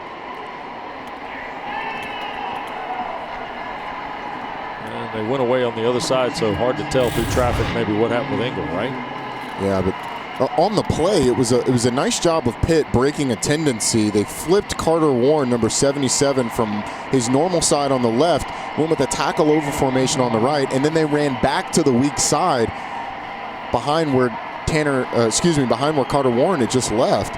And that was something that NC State kind of pointed out to us. They love running behind Carter Warren. Yep. So what do? They go the other way, break the tendency, and they're able to get the 1st down. They've had some awfully good tackles at the University of Pittsburgh. Carter Warren is a redshirt junior from New Jersey. Pat Narduzzi said he is a different player than he was a year ago here. He said, you can talk about the light coming on or whatever the case may be. He said Carter Warren is here. And true freshman Devin Boykin has come in to replace Tanner Engel in the secondary, number 12. All right. Pickett goes under center here on 1st and 10. Play fake. Looking to throw. Jacques Louis in space and a big-time wrap. That's Boykin, the freshman you were talking about, Roddy, out of Greensboro, North Carolina. making a big play in space and a loss of 3 on the play. It's been a couple times Pitt has tried to get their guys in space to create a play down the field, give them an opportunity to make a play. Tanner Ingle back on the field as you saw Devin Boykin run off. But NC State's done a great job of tackling in space. Pitt needs a touchdown to tie here in the final minute. Pickett, this is Taysir Mack at the 5 and taken out of bounds. Pulled down by Cecil Powell. So the clock stops with 39 seconds left. And the clock stopping is really important. That's a nice job of Taysir Mack getting out of bounds because Pitt doesn't have any timeouts. So if that thing keeps running, even here, if you're not able to get the first down and you're tackled in bounds, you're going to have to hustle that field goal team onto the field because you've used all 3 timeouts. 3rd down and 3. Davis and Zelinkas in the backfield. And a timeout taken by NC State. And I think that's a smart call because essentially the run is not completely off the table, but it puts a lot of pressure on you to get another play off quickly. If you get the first down, you got to run up and spike it. Right. If you don't get the first down, then you got to hustle that field goal team onto the field and kick it, and you have time, 39 seconds. That's plenty of time to be able to do that, but you are going to have to hustle, so you want your guys on defense to be aware of that. I don't want to overstate the importance of the play here. NC State gets the ball to start the second half. Yep. Now both schools are out of timeouts, Roddy. Yep. I mean, I think NC State is staking everything on this stand right here. On this play? On this play. Okay. I don't think they've got any intentions of trying to score before halftime. It's not going to. They're not that type of offense where they're going to be able to go down in 25 seconds with 1 or no timeouts. Yeah. So as a coach, you're counting on stopping this play right here, and then you deal with the rest of it after. See what Mark Whipple comes up with, because Alex Kessman has hit 4 in a row, including 1 earlier today, just a few moments ago from 27. Jacques Louis to the top. Got that tackle over formation. Grant Harrigan is the tight end to the near side with Mack. And Pickett in trouble immediately. Faked the handoff and then got knocked to the ground. Jones again is in there to blow it up. And now here's Kessman with the first half clock winding down. It's a nice job of Wilson. Kenny Pickett was trying to read him. Was able to get in front and make that play. It'll be a 29-yard field goal for Alex Kessman.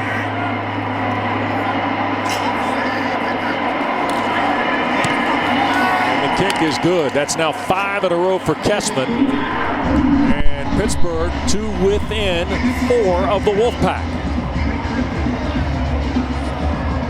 With 4 seconds to go in this first half.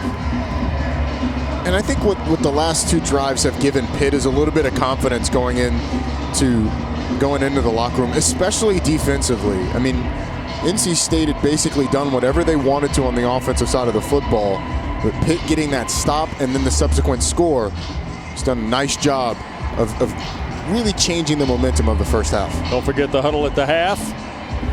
Check of our first 30 minutes. Also a look back at last year's ACC championship game, which will be replayed tonight. Frank Howard Field, Memorial Stadium, Clemson, South Carolina. By the way, Virginia 1-8-1 all-time at Clemson. You've got to go to 2001 to find the last time the Cavaliers have won in the Upstate. It's going to be a great test for Virginia to see how far they've come from last year to this one. Right. This Clemson team is not quite as good as the one a year ago right now. And we'll see where Virginia is. Hopefully for Virginia fans, it's not an exact replay of the ACC championship game. Battle of the Tigers to be tested tonight, because already a lot of people want to talk about next Saturday night. Yeah. Kessman going to hang this up on the final play of the first half. In fact, there will not be a return. So in the stat sheet, NC State will get a snap from its 25. And we're going to get one more snap from NC State before this one goes to halftime. I don't think that you can overstate how well I think this offense has played from a physicality standpoint up front, right, and then from a composure standpoint with Devin Leary. That's the thing. After last Saturday, when Pittsburgh hit the big play to open the game, Roddy, the fact NC State then scored 17 points in their next 3 possessions told me a lot about the Wolfpack. Told me about the confidence that Tim Beck has in Devin Leary. Those shots down the field, he's put a lot on his plate in this one. But it all started with that offensive line being physical in the run game early. And Devin Leary will touch a knee, and that will get the teams to the locker room. So NC State, who fell behind 7-0 on the second snap of the game, then rattled off 17 in a row to take a 10-point lead. And here in the final 5 minutes of this first half, Pittsburgh ran 20 plays, covered better than 100 yards, and they end up kicking a couple field goals to draw to within 4. So the number 24 team in the country trails the Wolfpack by 4 here at the break. I think you have to commend NC State for holding Pittsburgh to field goals in those situations. Pitt's got to be better putting the ball in the end zone when they get down in the red zone, which has been an issue for them really the last couple of seasons. Well, Dave Doran coming here Mike's side to visit with Eric Wood, and I would suspect he's pleased with the opening 30 minutes of play. Let's go downstairs to E. Wood. Coach, some questions coming into the game about who the starting quarterback would be. Talk about the play of Devin Leary here in the first half. Yeah, he looks good. He's playing comfortable football. He's making good throws, giving his receivers a chance, doing some things with his feet. Your defense is flying around, making some big hits out there. Did they come out with a chip on their shoulder after last week? Yeah, I mean, they're embarrassed is a nice way to say what they did last week. So there's a lot of pride in that group and on that side of the ball from a coaching staff standpoint. And these kids are going to battle. It's going to be a great 4-quarter game. I mean, Pitt's a really good football team. Thanks, Coach. All right, thank you, guys. All right, Dave Doran, thanks for the visit. NC State came in here, survived the early haymaker from the Panthers on the picket to Addison. Touchdown, came back. Touchdown to Angeline. A field goal from Dunn. The big ball to Emezi, and the Wolfpack's up 4. Jordan Cornette in the huddle is next.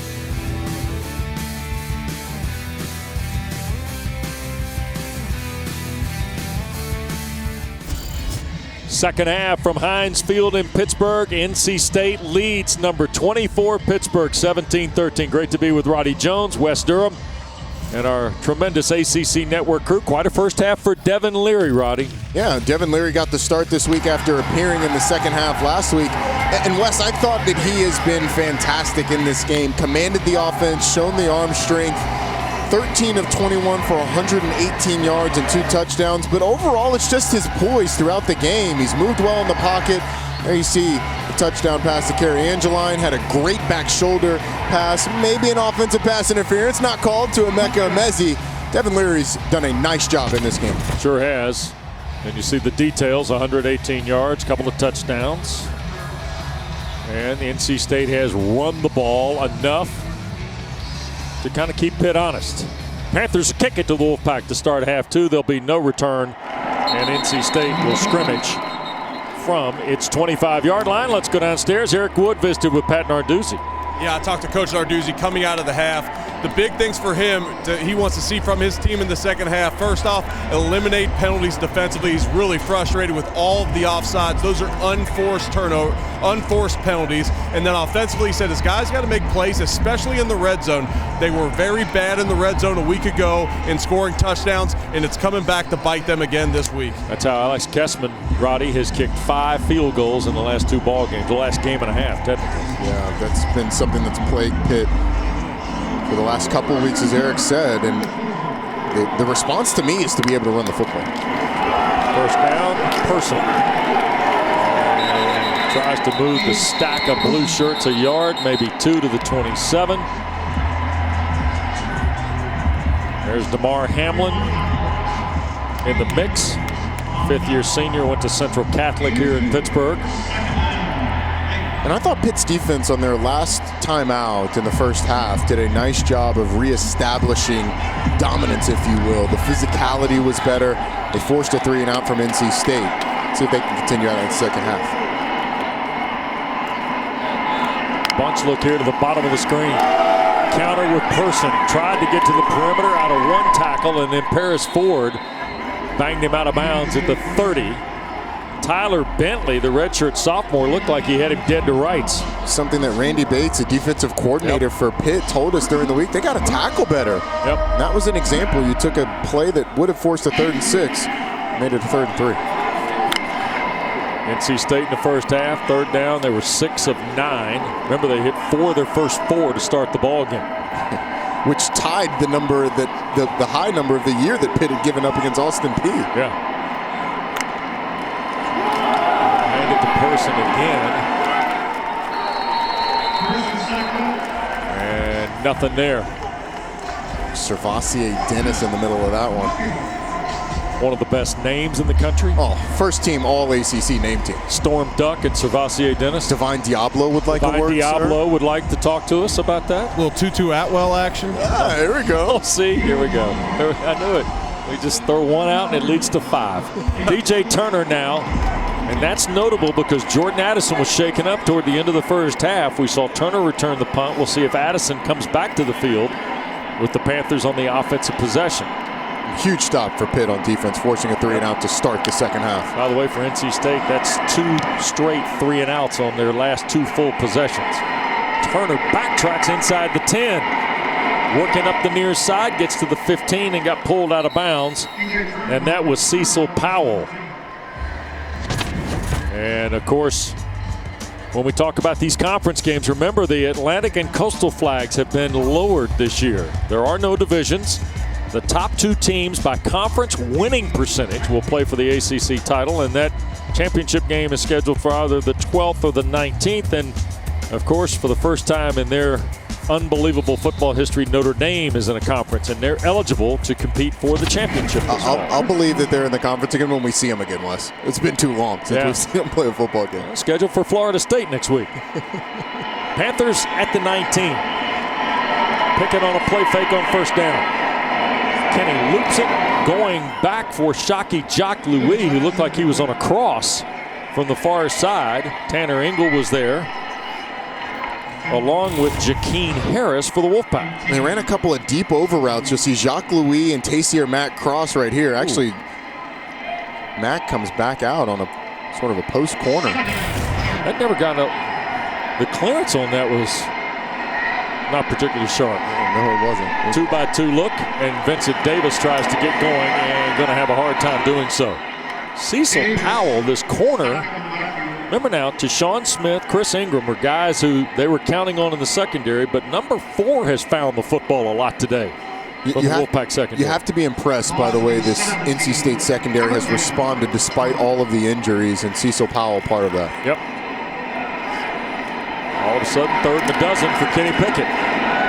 Shoots it from Mack, caught the ball at the 30, and they measure his forward progress on the step back to the 29. And we might need a measurement here. Well, Mack ran that pattern, that route right at the sticks, and I'm not exactly sure that they called it a first down. Yeah, well, there you go. That was, I guess, the perfect distance for the route. I thought it might have ended up a little bit short, but you're not the only one. They'll run it with Davis here on first down. Whoa. That Drake Thomas, who lowers the boom on Vincent Davis. If you want to know how mightily Pitt has struggled to run the football today, 38 yards before that rush, 38 yards rushing, 26 of them had come from Kenny Pickett, and most of those on scrambles. Second down. Pickett to Mack at the 40, and a hit from Engel right there. That'll be enough for another Pittsburgh first down. Tanner Engel, the junior from Orlando, back in the lineup today for Coach Doran and the Wolfpack. And they need a reset of the play clock here, I guess. Indeed they do. Aleem McNeil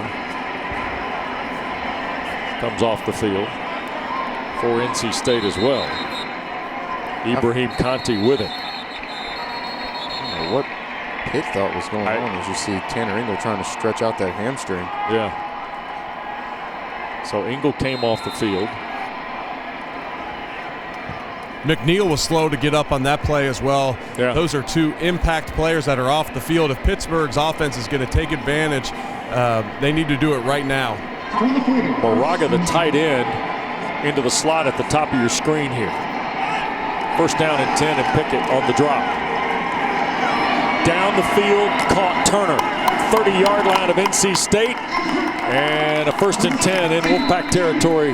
Now at the 27 for Pittsburgh. Kenny Pickett, another dime down the field, Roddy. And he has gotten more and more confident in this football game. It started early with his legs. This time he sits in the pocket and he gets Turner on the post route. You saw the safety The freshman, Devon Boykin, biting on the underneath route. Turner goes over the top for a big gain. Quick snap to him on 1st and 10. Pickett launches. Turner's wide open at the 5 and falls at the 1, shy of the touchdown. Another big throw from Kenny Pickett, and the Maryland transfer, DJ Turner, has come up big in the absence of Addison. And he actually had a choice whether to go to Taysier Mack for the touchdown or DJ Turner for the touchdown, and Turner just stumbles after catching that ball on what would have been a walk into the end zone. Which is amazing considering the last 2 plays, they dropped 8 guys in the coverage, only brought 3. Dave Doran said this week in his press conference he wanted the defense to be more aggressive. Expect Tony Gibson to dial up more pressures as this game goes on. Vincent Davis lunging for his 3rd touchdown of the year and is ruled short. So 2nd and goal coming up. By the way, Kenny Pickett on this drive has passed John Congemi into 6th all-time in career passing yards.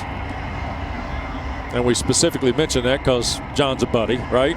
He's a colleague. He's a great guy. He is. One of the best. And he was obviously rooting for Kenny to pass him on that. But sorry, John, you're one slot lower now. Moving you down the line, Swede.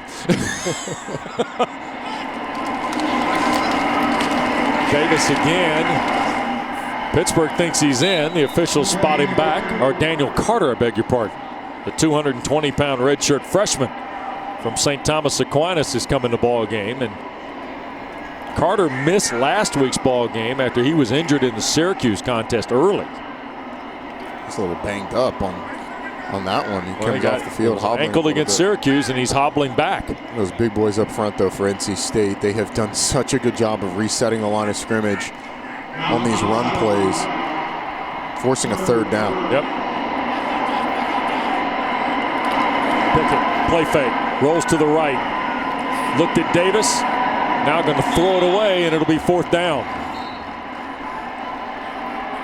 Question for Pat Narduzzi is, do you go for it here? I mean, your offense is on the 2-yard line. You force back-to-back 3-and-outs. I think I would.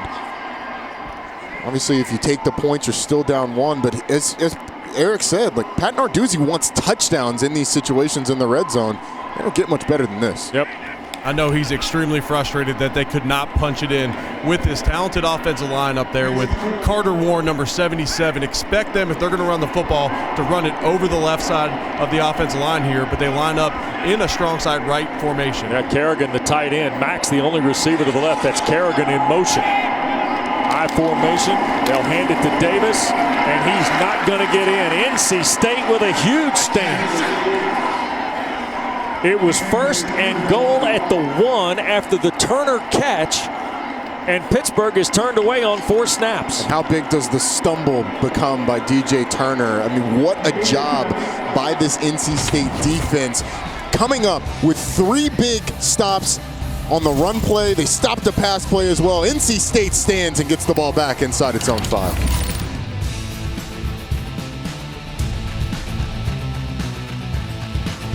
Well, Isaiah Moore wearing the number 1. A big honor at NC State. And we get a procedure penalty on the Wolfpack as they start from the 3, because Isaiah Moore led the charge on the defense on that 4th and goal play for Pittsburgh, and they tried to score it with Vincent Davis, Roddy. Yeah, that's a heck of a list to be on for Isaiah Moore. And Dave Doran talked about the fact that the guy just carries himself as a true leader. He talked about the respect for everyone up and down the organization. Said the cleaning ladies even comment on how respectful he is to them. He's just a fantastic example. And on 1st and 11, essentially, maybe 12, we get a dive play. Chase Pine, the linebacker, involved. Pittsburgh has run in their last 3 possessions. Pittsburgh has run 31 plays and kicked 2 field goals, Roddy. And NC State, in that same time frame, has run 13, 14 plays and not scored. Become a defensive ball game. One of the things that we have not seen from NC State yet is any sprint out. This would be a good time to go to it. Leary in the gun. Going to put it up down the field in front of the state bench. It's caught. Emeka Emezi, a great catch. Another great catch by Emezi. He had one of 35 yards for a touchdown in the first half. This one in traffic at the 23. The big receivers from NC State come up again big. Look at this throw by Devin Leary. That thing is right on the sideline. Wow. Not even a chance. Because Emezi holds his ground into the last minute, fades away, gets a foot in bounds. It's a fantastic throw from Devin Leary. It's Rooks in motion. Here's Leary. This is Devin Carter, who catches it in midfield and is shoved out of bounds by Eric Hallett at the 43-yard line of Pittsburgh. Two big throws now against the Pitt secondary. And it's two great catches. Absolutely. It's been the big receivers. Emezi at 6'3", Carter at 6'4", going up against the safety Hallett, who's 5'11", who motioned for an offensive pass interference on that one. You weren't getting it on that one, big fella. So Leary with two big throws off his own end of the field, now going for the third, and that's Emezi, who got chopped down right away by Hallett, the redshirt sophomore from Cypress, Texas. And Wes, to be honest with you, NC State's the first team this year that's been able to take advantage of those one-on-one matchups on the outside. Well, Tim Beck talked extensively about it in our visit with him this week. Knew exactly what the ammo was. Here's another throw and another catch, and that's Emezi again at the 21-yard line. Are they going to rule him out of bounds? Now, I don't know where that left foot came in, Wes, but I thought from up here, and given we are 150 yards away, but I thought he may have gotten that thing in there. Nope. Yeah, comes down right on the white. Yep. Nicely done by this officiating crew headed by Stuart Mullins. 4-point game. Eric Roddy, Devin Leary's played with a ton of poise here today. He has it. It's been amazing to me, especially on this drive, how accurate he is on those back shoulder throws and those deep balls. This is a guy who only had 5 spring practices and missed so much time in the preseason because of COVID. NC State, they're first of the half. Wolfpack's going to take a timeout. Leary's up to 180 yards on 16 of 25 and 2 scores and trying to drive the pack again.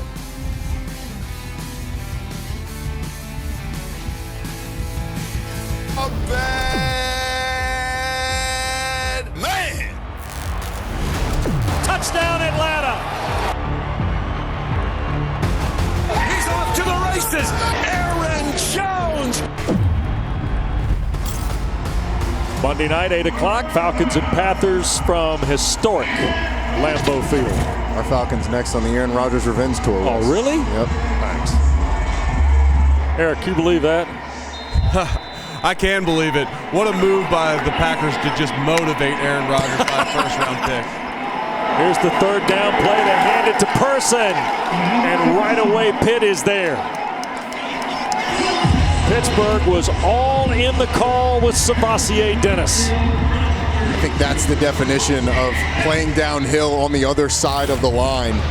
You see Patrick Jones come through first on the right side of your screen, and Dennis comes around to the outside and seals the deal.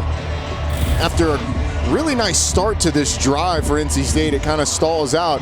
This is still a successful drive, though. I mean, remember, they started inside their own 5. Right. Were able to push that thing past midfield, and are going to flip the field here from where this was at the beginning. Now, Pittsburgh had a ton of momentum until they went the 4 and out around the goal line. Can they recapture it here offensively? Gill's going to punt it into the end zone. So the Panthers will bring it out. NC State, 6 plays. And we've still got a 4-point game here at Heinz Field. Pittsburgh from its 20 when we continue.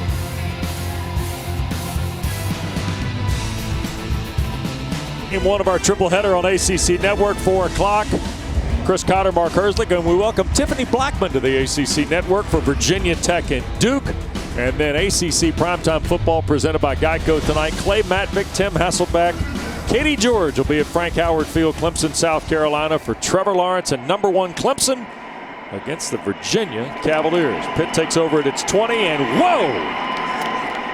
Isaiah Moore tracks Vincent Davis. It's like Isaiah Moore was in the Pitt huddle on that one. He knew exactly what was coming. At least that's what it looked like. And Loss of 3.5. Pitt's struggles running the ball continue, but that was explosive by Isaiah Moore. Sure was. 25th career start for Isaiah Moore, who had 53 tackles this season ago for the Pack. 2nd and 13. Quick throw this time for Turner. He couldn't hang on, and it's very quickly now 3rd and 13. And Pittsburgh's in danger of going 3 and out for the 2nd time in their last 3 possessions.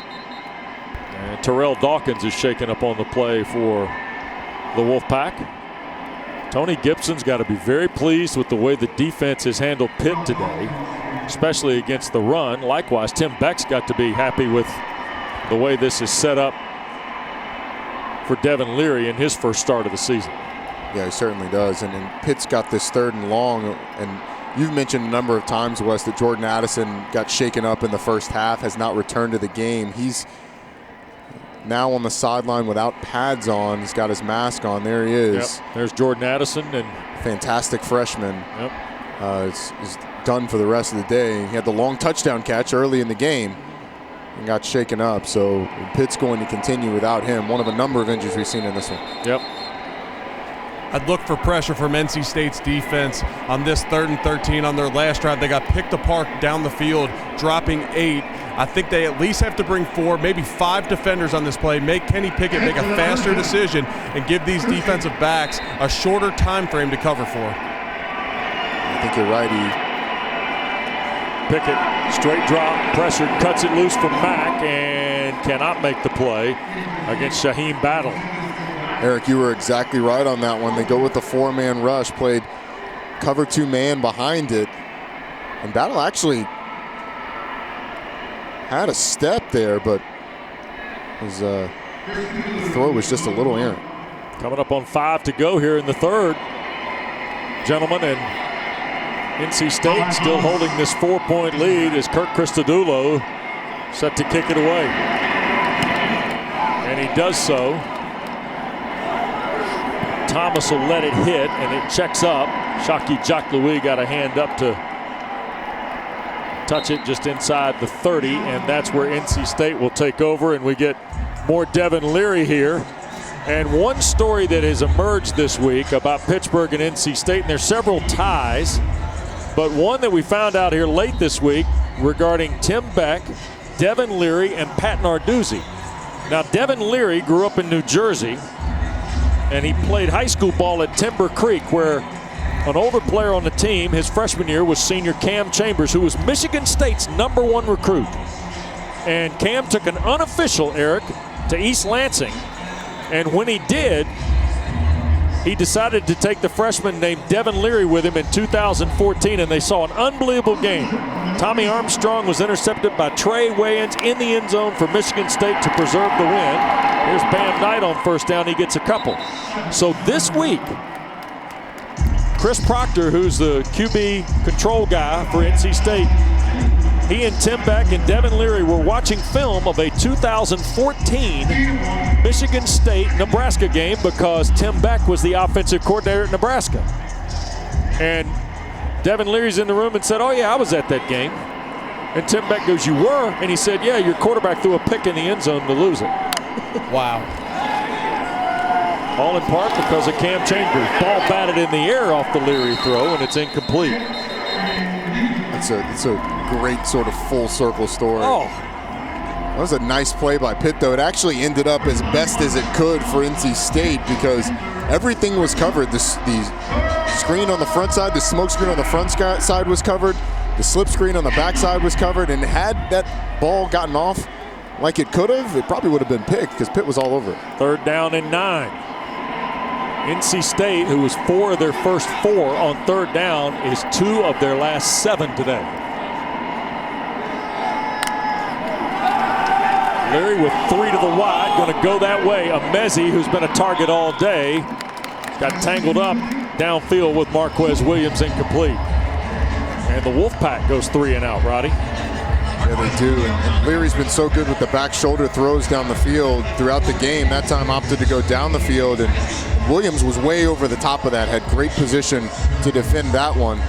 He gets a little word of advice from Tim Beck there, but This is kind of what we saw last week, too, from Pitt and Louisville. Yep. The points scored in the first half. It was a 3-point game at halftime. We saw 6 total points in the second half. Yes, sir. So it's going to be that type of half in this one, too. And here is the punt by Gill and a fair catch called for by DJ Turner. So 4:10 to go in quarter 3. Still a 4-point game, and the serve is back now to the Panthers. Mark Whipple and Kenny Pickett, who've managed to put together 280 yards of offense, but only 37 of it on the ground. And the NC State came in, by the way, Roddy, dead last in the ACC and 64th nationally, allowing 231.5 yards a game. Well, that's what happens when you give up 314 on the ground in 1 week, having played a couple. But the most success that Pitt has had today has been on these long developing routes down the field because NC State's been rushing 3. Pickett looks right side, going to throw that way, and it is knocked away on a ball intended for Trey Tipton, who had his 2nd catch of the year earlier in the ball game. And that time it was challenged by the Wolfpack again. My new favorite player on the Wolfpack defense, Malik Dunlap, making another big play at 6'4", 220. I can't get over the fact how much speed he has to play on the outside of corner and running with these Pitt receivers down the field. Abanikanda in the backfield with Pickett. Kenny wants to throw, and he'll be sacked, and Drake Thomas drops in. Back around the 20-yard line, the Wolfpack has been the team sacking the quarterback today, Roddy. And we talked about all-name team earlier. Drake Thomas, all-hair team in the ACC. You're going to see him come. He sees the running back block, gets a little hole in the offensive line. He's able to take down Kenny Pickett to create a 3rd and really long. Yep. 3rd down and 16 now. 4-man rush, middle of the field, thrown beyond the reach of Tipton, incomplete, and now a flag has been thrown from about 50 yards away from the line of scrimmage. Pretty poor throw by the official, if I have to say myself. Ended up about 15 yards short, but I think you're going to get a hold on this one, Wes, in the middle. Prior to the pass, holding. Number 4, defense. 10-yard penalty from the previous spot and an automatic. 1st down. Cecil Powell, the Fort Lauderdale, Florida sophomore, who has made some plays today in the pass game for the Wolfpack defensively. Grabbing Tipton around the waist. You can't do that, right? Yeah, there was a couple of times where you could have called it on that one. And he was in pretty decent position. Right. It wasn't necessary, but Powell commits the infraction on 3rd and long. So Pittsburgh picks it up on a penalty. That's Moraga, the tight end, in motion. Pickett avoiding the pressure. Steps out again, breaks through 2 tackles, and then knocked down at the 38. He would. You see the job there by Hargrove to push the defender by the quarterback? I'm waiting to see it on the replay here. Oh, just a little bit of a nudge. Are you making reference to a ninja move? That was a ninja move right there. Yeah, the easiest way to control a defender is by his hip, which I've made noted in a few broadcasts. Vincent Davis picks up the 1st down. It really was a nice play. I mean, Hargrove was just slightly beat, and whoever, I didn't get a number on the defender, but he had a free shot on Kenny Pickett. Hargrove just shoves his hip by. Yep. He goes flying by Pickett and able to get a nice game. 1st and 10 for the Panthers. And now here's the throw and a great catch by Mack, and he brought it in right over the top of Peyton Wilson, the linebacker. Terrific throw by Kenny Pickett. Yeah, you talk about arm talent all the time, and people a lot of times think that means arm strength. It's the ability to manipulate the ball. Can you get the ball to your receiver, over a linebacker, and before a defensive back? Kenny Pickett did it right there. Another 1st down for the Panthers, who trail 4 here with 2 minutes and change in the 3rd. Pickett keeps on his feet, and they're going to measure him out of bounds. Back at the 37-yard line. Now Pickett standing in the end zone down to our left. Oh, we're going to get a look from the end zone. Yep. I'm standing right behind Pitt's bench, and they are not happy at all with that call. When we get to see the replay, it looks like he just stepped out of bounds, though. Right there.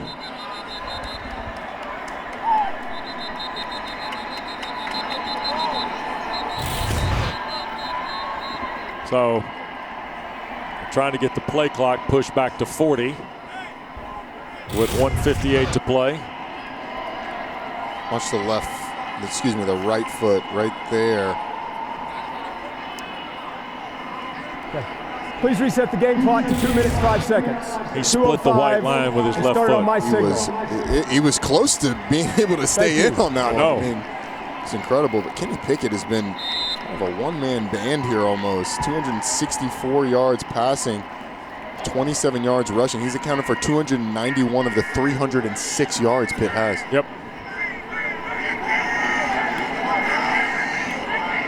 3 to the left and 2 to the right here on 2nd and 10. And Stuart Mullins. Timeout. NC State. Wow. They're first of the half. Okay. This will be a third timeout. So each school now has, well, no, wait a second. NC State uses the timeout here with 1:50 to play. Wolfpack lined up the wrong way there. The wrong personnel, Roddy? It seemed like it, and boy, Dave Doran's hot. With all the injuries that they've had in that secondary and all the shuffling that they've had to do, you can see why NC State would have some trouble with communication at times, but Dave Doran not happy about having to burn his second timeout of the second half in a 4-point game, one that you know down the stretch you're going to need them. And on the second play of the game today, we got to see what happens when there's a miscommunication in the secondary. Right. So you're better safe than sorry, even though you hate to burn that second timeout in a 4-point game on the road. I think the frustration for coaches, the second timeout, as much as it was what was going on the field. Yeah, 100%. In a 4-point game with 16 minutes to go, almost 17. Here's the 2nd and 10. Wolfpack bringing 4. Pickett throwing for Turner, who makes the catch. Nope, did not hold it all the way through. Tanner Engel, again, you cannot say enough about his value to the football team for NC State. There's one-on-one coverage with DJ Turner, and Engel does a nice job of recovering. I mean, he's beat here, but does a nice job of playing through the hands of DJ Turner and forcing the ball out. That's picture-perfect way to play after you get beat. Forget about the initial part of it, but the recovery is picture perfect. So now 3rd and the full 10 for Pickett. Wolfpack brings 4. Pickett loads and fires, and it's caught. Mack! Holy cow, what a grab. Tanner Engel is down on the play, and Taysir Mack got flipped over to convert the 3rd and long. Wes, how in the world did he catch that? How did he hold on to it? He went upside down. Just think about the amount of concentration you need. Tanner Engel's right in the middle of your screen, number 10. He backpedals, and Kenny Pickett delivers this ball. Man. Taysir Mack catches it, secures it, brings it into his body, does the whirling dervish, hits the ground, and is able to hold on. Shaheem Battle was also involved in it. But Taysir Mack holds on, and now Pittsburgh's got 1st and 10 at NC State's 24. You know, Tanner Engel, who I think maybe twisted an ankle earlier, now might have a banged up shoulder. It was hard to tell what they were tending to, but nonetheless, he's up and got his helmet and walking off the field. Yeah, he's a heartbeat guy. But on the other side, Taysir Mack, when you asked Coach Narduzzi about him earlier this week, he said, look, Taysir Mack has been in the battles with us. I know that when you throw the ball to him and someone needs to come down with it, I've got confidence that Taysir Mack will come down with it. Yeah. Catches like that are exactly why. And after a couple early drops in this game by Taysir Mack, which weren't super accurate throws, he came to the sideline right in front of me and started working with number 28 Wright. He had Wright throw him the football over and over and over, and you love to see a guy that puts in that type of work off the field get the results like that on the field.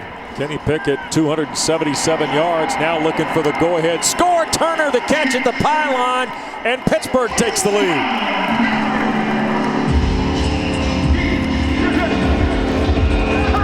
Kenny Pickett goes over 300 yards for the 7th time in his career on a go-ahead score to DJ Turner. Look, if you've got any doubts about Kenny Pickett, turn on the film of this game and watch how he has kept his team in the game over and over and over. This throw is on the money, on the back shoulder of DJ Turner, who does a really nice job getting a foot down and getting into the end zone.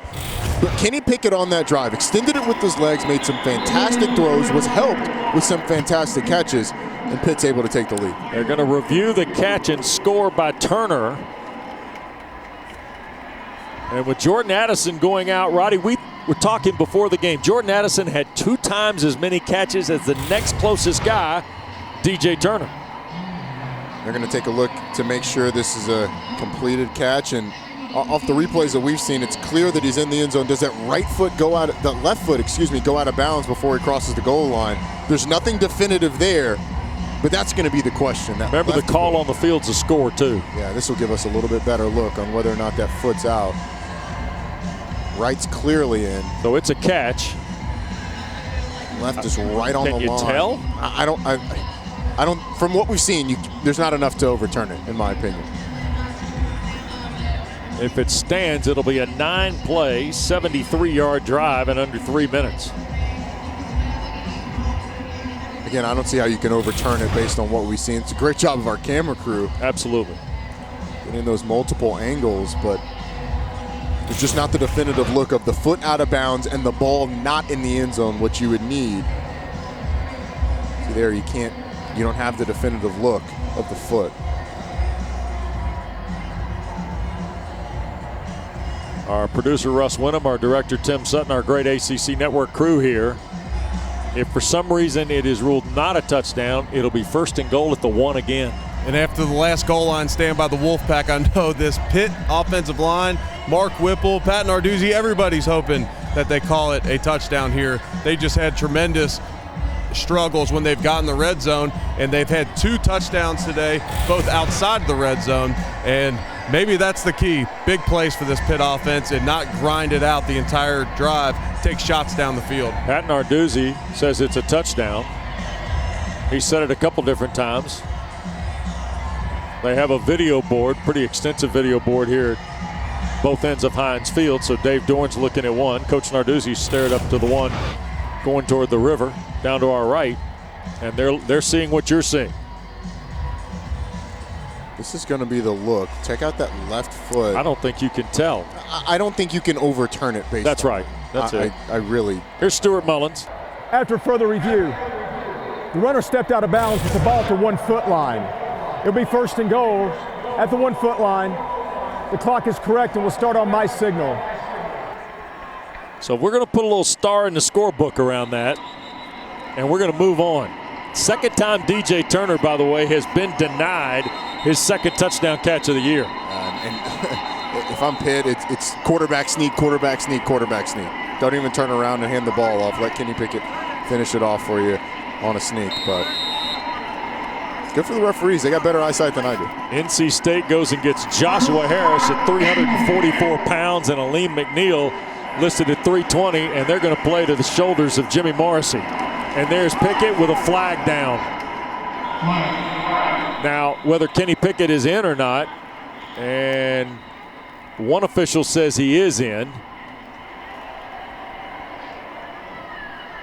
There's been no official signal from Stuart Mullins or anyone else in this crew. Offside. Defense, number 99. Penalties declined. Result of the play is a touchdown. Well, there you have it. So Pittsburgh now does take the lead. So the Panthers take the lead on Kenny Pickett's 1-yard sneak.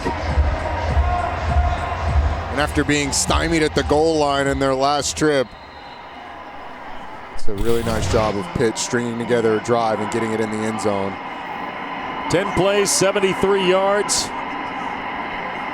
2:59 the time of the drive, and Pickett gives the Panthers the lead. Kessman bangs the point through, and it's a 3-point game with 1:11 to play here in quarter 3.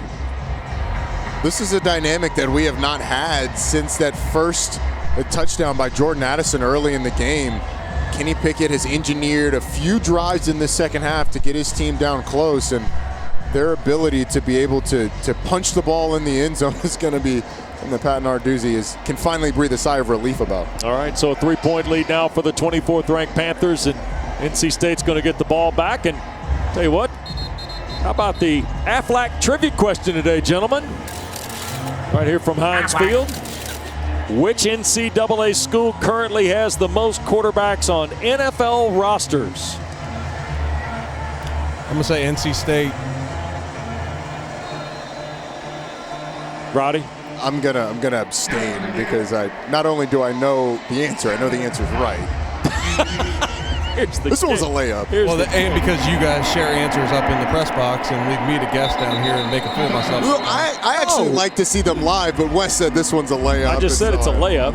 I it. like the question and the answer, of course. Well, do they claim Russell Wilson? See, there again, this is the question that always comes back on this.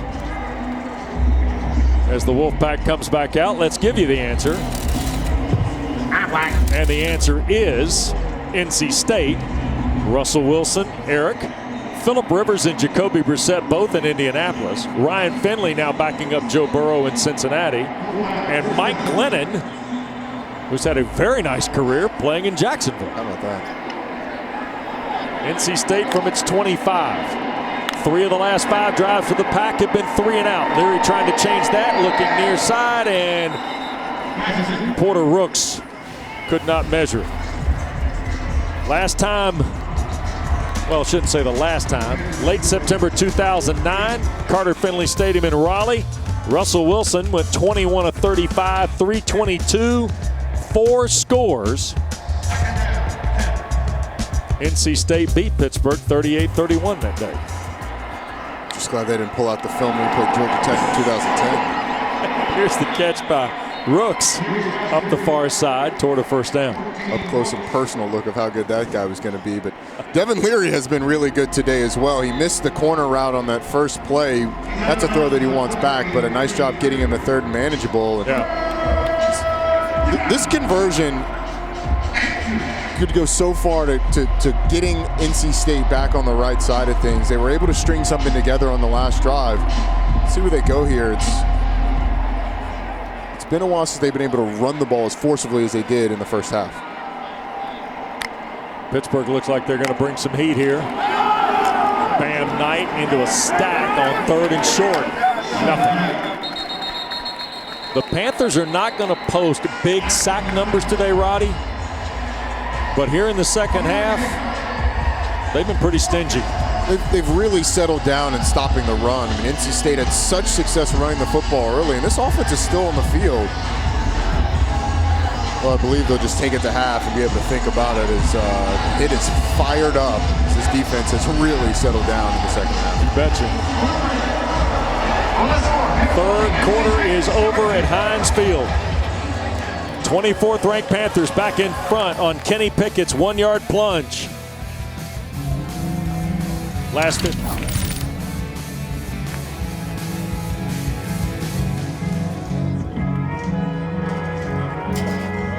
Go to the 4th, and the offense on the field here for NC State. 4th and 1. Devin Leary under center, and they go for it. Did we get a procedure call, or was the play with prior to the snap? Timeout. Pitt. Wow. Their first of the half. Wow. Talked about ninja moves by offensive linemen earlier in the game. That's a ninja coach move right there. Yeah, it was. Let him snap the ball, run the quarterback sneak. You call a timeout and get it. Honestly, if I'm NC State, I may just run the quarterback sneak again. Eric, you brought up an interesting point. Last time NC State had a 4th and short, right? Yeah, absolutely. This defensive line for Pitt is triggered, and they have been the entire game, but they've been triggered all year to go off of movement, and what they'll do is they'll time up motions. I saw it in the Louisville game too, and that's part of the reason why they have so many sacks. If I'm NC State, I run a hard count using motion and try to see if the D-line's trying to time that up, because I've seen it on film. That's a good call there, you would. So we'll see what happens here after the Pittsburgh timeout leaves them with 2. And after they seem to get that one so easy, that conversion so easy with the QB sneak, it'll be interesting to see if they leave either gap on either side of the center open on this one, thinking maybe another QB sneak's coming. They got Tyler Bentley and Devin Danielson lined up right there kind of in the A gaps. Both A gaps covered. That's what you would say. They're going to hand the ball to Person. He'll try to get to the outside. He's got it. He steps away from the pursuit of Phil Campbell, the linebacker, and Ricky Person at NC State pick up the first down. How about Dave Dorn going for it, and then Tim Beck opting to take the ball away from the line of scrimmage to hand it to Ricky Person. Watch Paris Ford there in the middle. Another Troy Polamalu impression jumping over, but Ricky Person makes this play just by bouncing it outside and breaking a couple of tackles. So fresh set of downs for the Wolfpack. They trail by 3. We're early in period 4 here at Heinz Field. Leary wants to cut it loose, and he's going to be sacked, and that's Danielson breaking through. Devin Danielson gets his first sack of the year, and this is a guy that's probably the most unheralded on this defensive line. He's asked to just sit there in the middle, take on double teams. That time does a nice job, an inside move, and gets to Devin Leary. But let's just say Randy Bates had some colorful words to describe the job of Devin Danielson on the inside of that Pitt defensive line. Oh, man. Leary on a play fake. Back foot throw is caught. And Emeka Emezi at the 41-yard line. That's a tough throw by Leary. It was a really tough throw. He had some pressure in his face, sort of fading away, just is able to muscle it out to Emeka Emezi and get to a 3rd and manageable. So 3rd and about 5. And the tempo of NC State getting up to the line prevents Pitt from going to that Delta package where they're playing with 3 down linemen, keeps them in the same personnel package. Leary, pocket collapsing, he'll throw it away. Looked like Roddy, he wanted to go wide side at the right, and then all of a sudden, that law firm in Pittsburgh was at work again, Weaver and Jones. They are open for business on Saturdays, Wes. My goodness. Billing hours start early, too. But he had Thayer Thomas on an out to the top of the screen, and Pitt did a great job of covering it on the back end. That ball was supposed to come out quick. Leary did such a good job of that in the first half. Nowhere to go with the ball. Has to throw it out of bounds.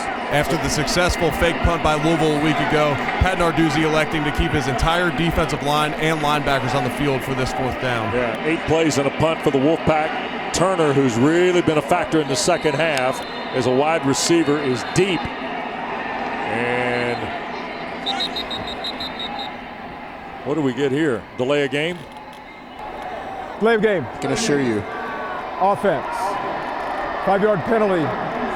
4th down. Was that to see if he could get Pitt to take the defense off the field? I can assure you Pat Narduzzi will leave the defense on the field. Oh, yeah, after last week? Because a week ago, Louisville was in a similar situation, a similar part of the field, took a delay of game. Pat Narduzzi took the defense off the field, put his Rangers, his punt return team on. Right. Louisville ran the fake and got it on a big play, but the defense staying out for Pat Narduzzi. Pat Narduzzi said he one-up me. He got me. Pat Narduzzi said that wasn't happening again this week, too. I was gotten. Good kick by Gill. Turner will signal for and make the fair catch. All right, timeout on the field. 2 minutes gone. We're in the 4th at Heinz Field. The number 24 Panthers up 3.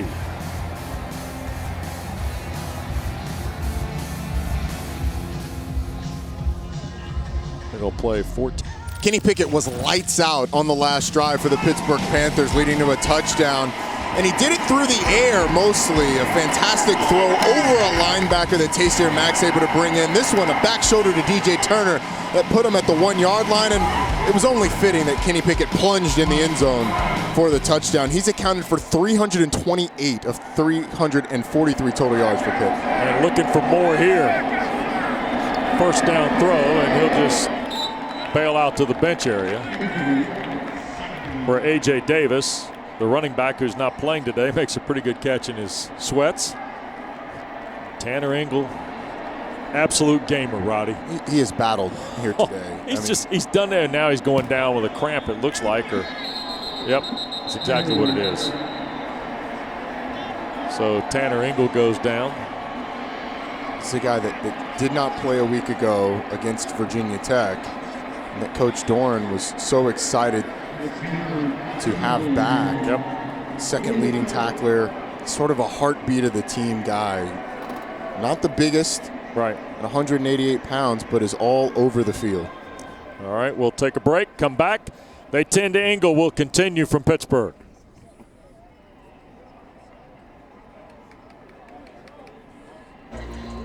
More ACC football to come here on ACC Network. At 4 o'clock, Virginia Tech and Duke from the fabled Horseshoe on the West Campus, Roddy. And then 8 o'clock, ACC primetime football presented by Geico. Virginia visits #1 Clemson. Tigers have won 31 straight regular season games. Curious to see if that Virginia defensive line can have any success against Clemson's offensive line. That's actually going to be a pretty good matchup, I think. Yep. Blue Devils and Hokies should be interesting too, especially after Virginia Tech made a statement last Saturday night against these Wolfpack. Here's Pickett under duress again, hit as he throws, and caught Turner. That'll put him over 100 yards. DJ Turner into NC State territory to the 37-yard line. What a factor DJ Turner's been in the second half. But come on, Kenny Pickett. I mean, coming into this game, and I think the talk around Kenny Pickett is where does he rank in the ACC in terms of quarterbacks? Pat Narduzzi's not having it. It's because of plays like that. I mean, that is an off-balance throw 30 yards downfield that he puts on the money to DJ Turner, who's able to create a big play. I have been really impressed with Kenny Pickett here today. 7th career 300-yard game for Kenny Pickett. That's Vincent Davis on the far side. He got shoved out of bounds toward the 25. And trailing by 3, NC State's defense that has dictated some of this afternoon finds itself now really battling the Panthers. Well, this Pitt offense has been much better in the second half, and Kenny Pickett's a big reason why. Mark Whipple, when we asked him about whether or not he talks to Kenny Pickett about NFL things, what he needs to work on, he said, we talked about that in the offseason. Kenny knows that he's got NFL potential, but all Kenny wants to do is get better for his team. Pickett again. Over the head of Mack, a flag is thrown in behind it. This is going to be a hold on Carter Warren, the left tackle, battling with Daniel Joseph. Holding, number 77, offense, 10-yard penalty, first down. It is indeed on Warren. Mark Whipple, the offensive coordinator, with just an unbelievable resume at all levels of football, Roddy. It's a guy that's been around it in the league. He's been around it college as well, has a head coach experience, which sort of gives him that big picture perspective. And when he talks about Kenny Pickett, you can tell he loves to work with him. And you're seeing why today. Davis, a couple of yards toward the 32. And second down coming up after the penalty. We've got an injured NC State player down. It looks like it might be C.J. Clark, who played in a couple ball games last year. He is the cousin of the former Wolfpack defensive lineman B.J. Hill.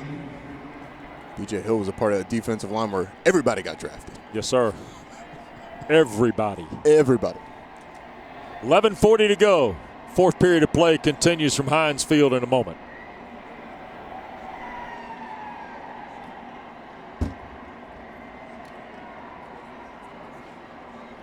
Three-point game. Second down, 17 for Pittsburgh. 24th ranked team in the country, trying to go to 4-0 for the first time since 2000. Vincent Davis inside the original first down mark and to the 24. So looking at 3rd and 8 here. If I'm not mistaken, Wes, that's the best non-Kenny Pickett run that they've had all day. Yep. So the top of your screen looks like you have one-on-one coverage. See if Kenny Pickett goes there. Pickett is going to throw, middle of the field, offline for Mack, and it'll be incomplete. And now Alex Kessman, who's hit 5 in a row, 3 last week after missing his first 3 on the season against Austin Peay and Syracuse. He hit 3 straight last week, including what ended up being the game winner. Right, Roddy? Yep. And now he's hit 2 this week, but relatively short, 27 and 29. This will be 42 yards for Kessman.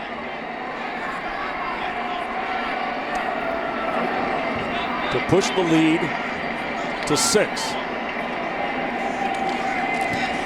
Kick away, and it is good. So Kessman adds his 3rd field goal of the day.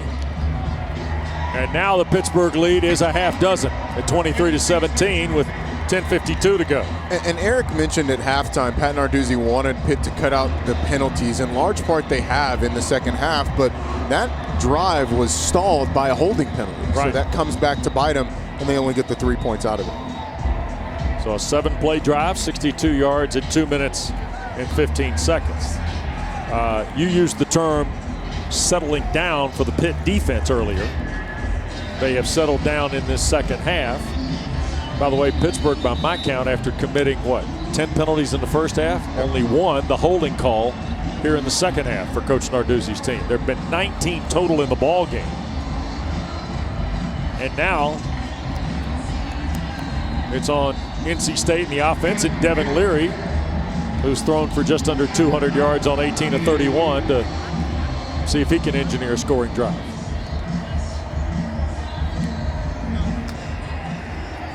End over end kick and a running catch by Ricky Person. Or no, Bam Knight. Excuse me, number 7 out of there with it. Across the 25 to the 27 goes Zonovan Knight. And so the Wolfpack now, 10:45 to go, trailing a half dozen. And Leary back to work for Tim Beck, the offensive coordinator. And Tim Beck had this offense on the front foot in the first half. They were aggressive in the run game and found some success, but it was really Devin Leary pushing the ball down the field that allowed them to move the ball. So the question is, how does Tim Beck get this offense back going again? They're starting out in an empty set, something they haven't gone to in a while. Pittsburgh has scored 10 straight to take this 6-point lead. Leary from the pocket and a one-hand catch. Devin Carter across midfield. Brought down by DeMar Hamlin. What a big-time catch by Carter. It's as good a catch as you're going to see. I mean, that was a snag over the middle of the field. Spotted right at the 50. Leary to his right.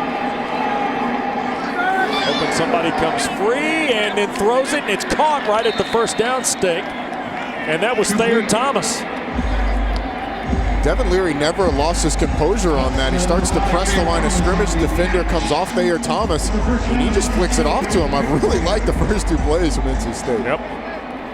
1st and 10, Pittsburgh 40-yard line. We approach 10 minutes to play. Leary, a quick throw right side. That's Thomas again for 5 more.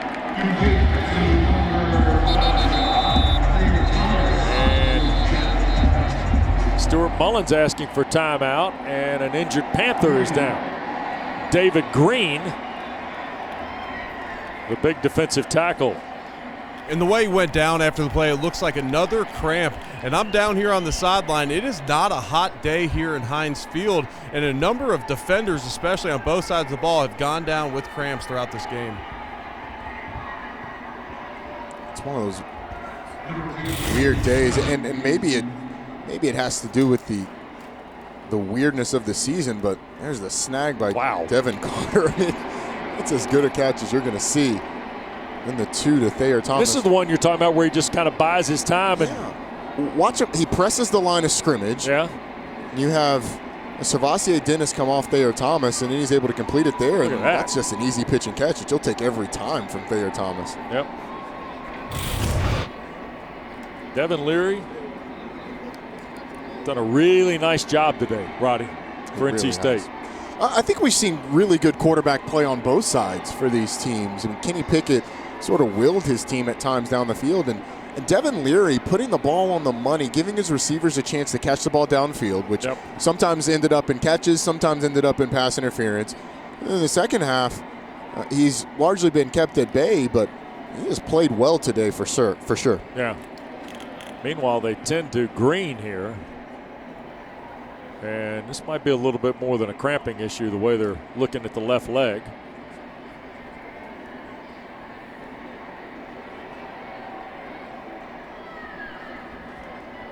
Well, this is one of 4 conference games on the card in week number 4 in the ACC. Of course, later this afternoon, North Carolina, number 12 in the country, at Boston College, who will try to go to 3-0 for Jeff Hafley after a come-from-behind win against Texas State last Saturday night. Their last 3-0 start was Matt Ryan's senior year, Roddy. Come on, man. And I think you remember the second game. Yes. Yes, I do. Virginia Tech and Duke, we've already told you, is a 4 o'clock start. And then at 8 o'clock tonight, Virginia and number 1 Clemson. I'm excited to see North Carolina. After 3 weeks? After 3 weeks. We're starting to doubt whether or not they were in the league still.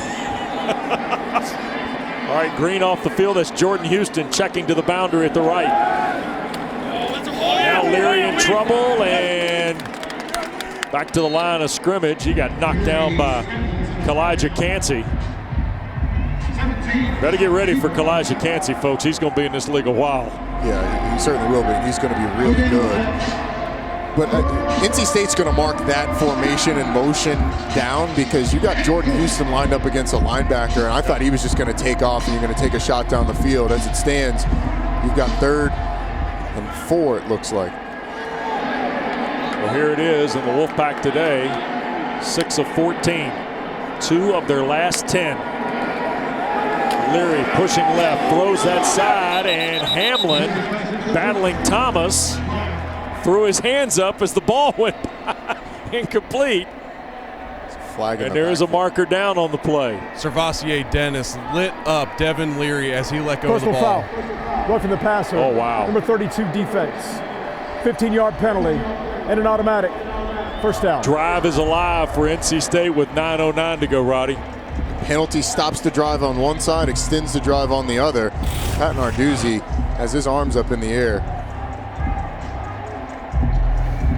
And honestly, I don't know. The hit certainly wasn't late. Sure. So the question is it targeting? It's not targeting. So what is the roughing the passer about that? I kind of agree with Pat Narduzzi because it seems like that was just that you hit him too hard sort of deal. It wasn't a late hit, certainly. Leary's got Houston in the backfield in Pittsburgh. Crowd in the box. Little reverse. Here's Thomas. Remember, he tried to throw it last week, and he got knocked down behind the line that time by Paris Ford. We asked Dave Dorn if they had trick plays dialed up for today against this great Pitt defense, and he said they have a bunch of them in their arsenal. Today, 0 for 2. They tried the double pass early in the game, which can be tough against a man-to-man defense because the secondary's not necessarily going to bite on it, and it was a great job there staying at home on the reverse play by the Pitt defense. Yep, puts them way behind the stick, too. 2nd and 16.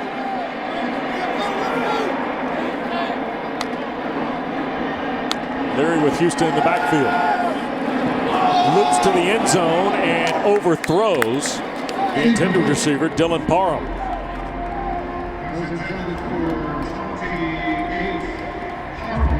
The right idea going up the seam and cover 2. Just not quite the right throw from Devin Leary. Get you into a 3rd and long.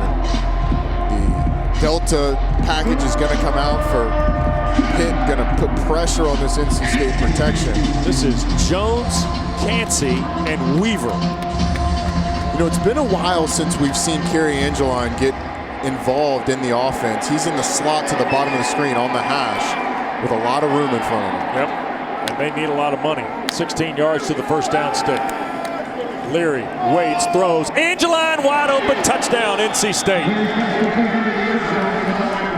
Kerry Angeline gets his 2nd touchdown catch of the day, and Devin Leary threw him a seed. Oh, the Red Sea parted for Kerry Angeline up the seam. It looked like they went into cover 2. Nobody carries the tight end up the middle of the field, and it's an easy pitch and catch. It's a nice job of Devin Leary finding the big tight end. Watch this. You have to get a collision by number 30, Brandon George, on Angeline. Push him out to that safety. There's no redirect. There's no reroute. He goes right up the seam for a touchdown. The point after by Dunn is good. And the Wolfpack back in front by a point at 24-23.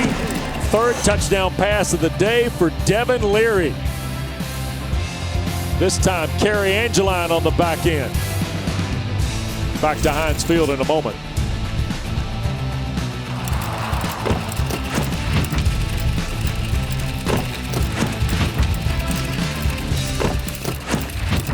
Well, Devin Leary, 3rd touchdown pass of the day. 2 of them to tight end Kerry Angeline. The last one was picture perfect, Roddy. Certainly was. It was great route, really nice play call, perfect execution. Vincent Davis to take the kick of Trenton Gill with the Wolfpack back in front now and 8:16 to play.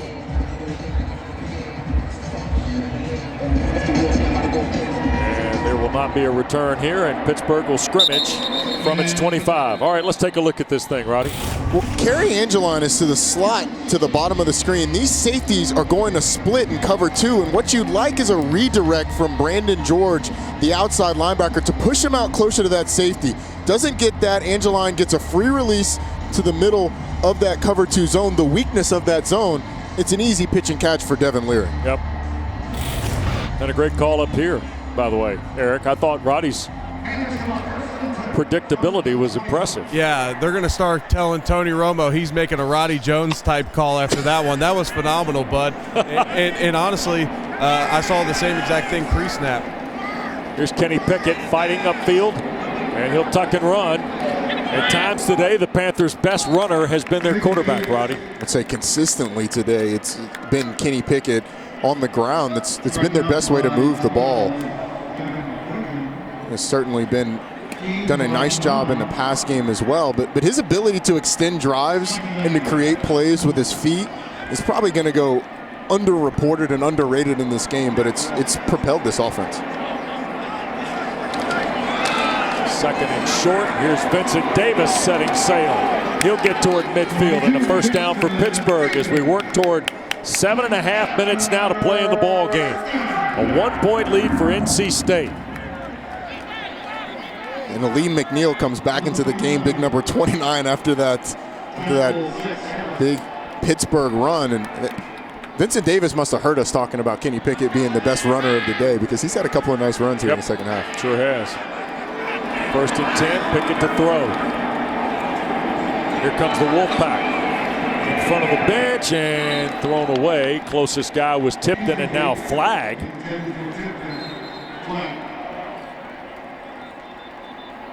From deep center field of this officiating crew, Palmer was the closest red helmet to Trey Tipton, the intended receiver. And this will be penalty number 21. Holding number 3, defense. 10-yard penalty from the previous spot and an automatic first down. It's on the redshirt sophomore, Tayon Palmer, who is from Lawrenceville, Georgia. And he's plugged into this secondary today. Tyler Baker-Williams not here. Joshua Pierre-Louis was ejected for targeting back in the first half. So Palmer listed third on the depth chart at that nickel safety spot, Roddy. And that's what can happen when you get into a scramble drill. Those receivers try and separate, and got to be disciplined as a defensive back not to grab. Here comes the blitz. They tried to get it to Davis, and it's incomplete, so second and 10. Did a really nice job of setting that up. Right. You had Taysir Mack coming inside to pick the defender that was covering Vincent Davis. A couple of linemen way downfield. And it set up well, but the pressure got to Kenny Pickett too quick. So Turner and Tipton go to the top of your screen. They empty the backfield for Kenny Pickett with 3 to the field. Here's Davis, and he gets hit immediately after the catch is made. Jakeen Harris stops Vincent Davis back at the 44. And now comes the decision for NC State. When they've sent just 3, Kenny Pickett has had time to either pick them apart downfield and they've gone with zone, or scramble with his feet to pick up first downs. Or do you blitz and take the chance with man-to-man on the back end of giving up a play? Wolfpack bringing pressure. Pickett hit as he throws. It's caught by Turner, and he'll be nudged out of bounds. I think just shy of the first down, Roddy. Yeah, it's going to be about 2 yards short, it looks like. And if I'm Pat Narduzzi, there's no hesitation. We are going for this. Yep. And Roddy, you talked about the decision whether to bring pressure or not. They did bring pressure, but true freshman Devin Boykin, who's now in the game because of injury, did not time up that blitz well and just did not get home, allowing Kenny Pickett to make that throw. All right, they wheel the extra tackle, and then they bring Kerrigan and Zalintas into the game as well. It's about 700 pounds of man being brought onto the field for both teams. Here's Dave Dorn. Yep. Last time out, Roddy, with 5:51 to go. Incredible. So we'll stay with it at Heinz Field. Timeout. NC State. NC State. Their third and final of the half. Trying to pick up their first road win over a ranked team since they beat number 11 Florida State late September 2017, 27-21 at Tallahassee. And when we talked to Dave Doran this week, we asked him, what's your team need to do to get this upset win on the road? And he said, we simply need to win the line of scrimmage and not turn the ball over. Well, so far they have not turned the ball over at all. And I would say their defensive line has the edge winning the line of scrimmage, and their offensive line has held their own against probably the best defensive line in the entire country in Pittsburgh's D. Well, and you know, you have to remind yourself at times it's still early, right, Roddy? Yeah. Even though it's October, it's still early. Yeah, you're Dave Doran. You got to be proud of the way your football team took the early hammer and then battled back. Typically 3 games into the season, you're just now getting into ACC play. Here his team's facing the biggest play since the goal line stand. Kenny Pickett trying to sneak for it. They're going to try and blow. They blow the whistle, and good luck sorting this out. This is one of the hardest things. There's the first down call from Stuart Mullins. One of the hardest things that officials do is sort this out on the goal line. It's much harder to sort it out in the field of play, it seems like, but Kenny Pickett with the sneak first down. So NC State's going to turn some of its defensive personnel over. Remember now, they're out of timeouts, the Wolfpack are.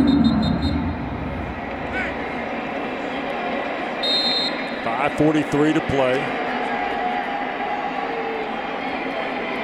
From outside the 30. Sixth play of the drive for Pickett and the Panthers. Looking for Davis out of the backfield.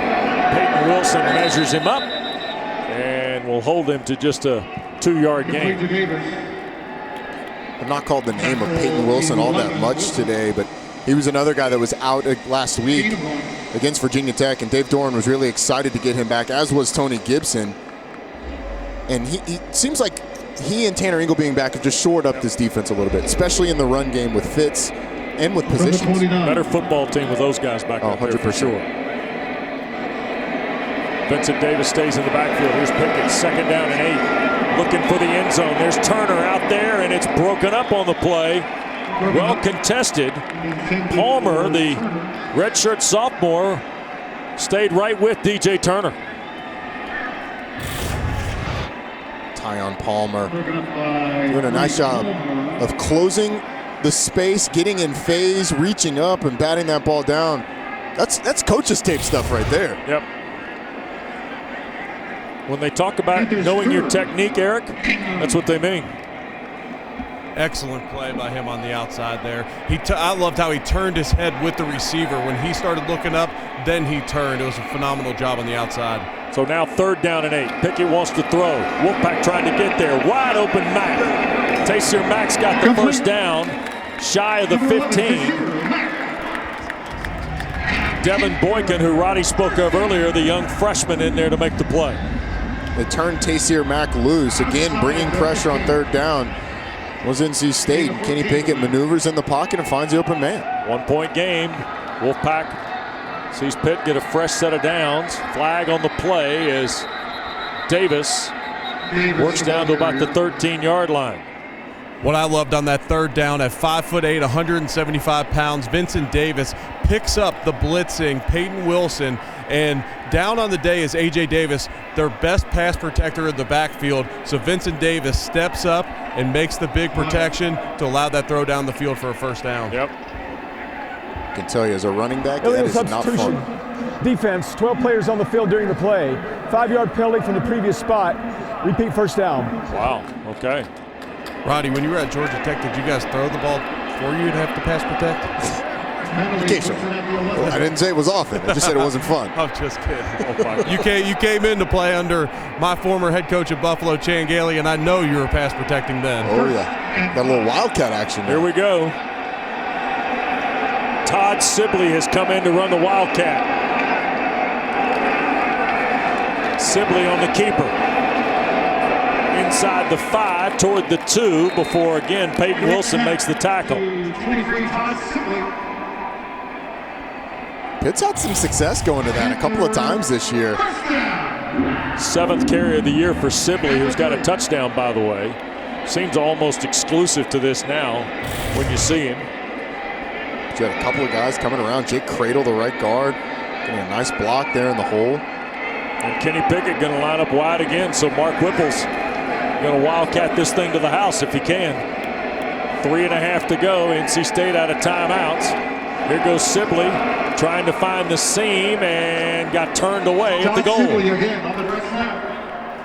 At 5'9", 225 pounds, and coming into the game fresh late in the game, he is churning those legs, and he's been impressive these last couple plays. And like I said, at that stature and that weight, he is like a bowling ball coming at you. Well, they take Sibley out of the game along with Jalen Barden, who was the orbit guy in the Wildcat, and bring Zalinkis and the extra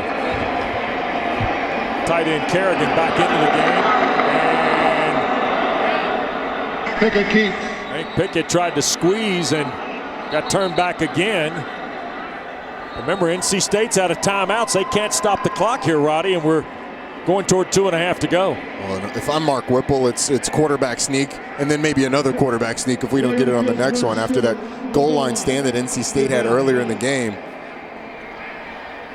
But Kenny Pickett, now we got a little messed up. They're going to take a timeout here.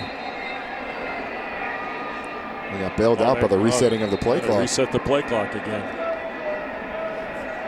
Inside the 1. So Pat Narduzzi, I think, is going to take a timeout. He's got 2, and he's going to let the clock wind all the way down under 2 minutes here.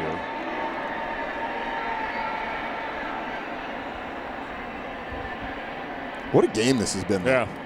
I think a lot of people came in and expected NC State to struggle moving the football. Right. That this would be one of those games that didn't matter if Pitt got to 28 points, that NC State wasn't even going to be in it because this defense had been so good. But Devin Leary has done a really nice job today. This NC State offense did a nice job of getting on the front foot. Pitt's got an opportunity to take the lead. And here's the quick start that we saw from NC State. Devin Leary going to Carrie Angeline, and then later to Emeka Emezi on a back shoulder. They responded on defense as well. Goal line stand to deny Pitt, but then Pitt really got it going. Kenny Pickett with a back shoulder throw to DJ Turner gets knocked out of bounds.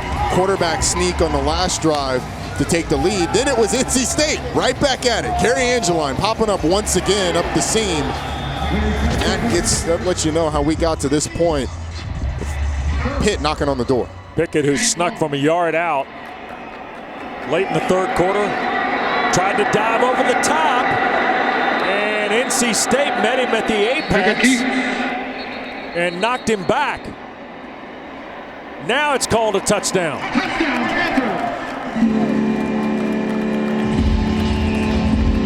First surge looked like he got hit before the ball cracked the tape, Roddy. He absolutely did. I mean, Kenny Pickett tried to do the Tom Brady where you go over the top, stick the ball out potentially, but when he went up, NC State went up too. Luckily for Pitt, he fell on his feet and somehow maneuvered his way into the end zone. But how tough has Kenny Pickett been today? 383 yards passing, his second touchdown on the ground, and he's had to earn them with quarterback sneaks. So Pittsburgh goes back in front with 1:44 to play.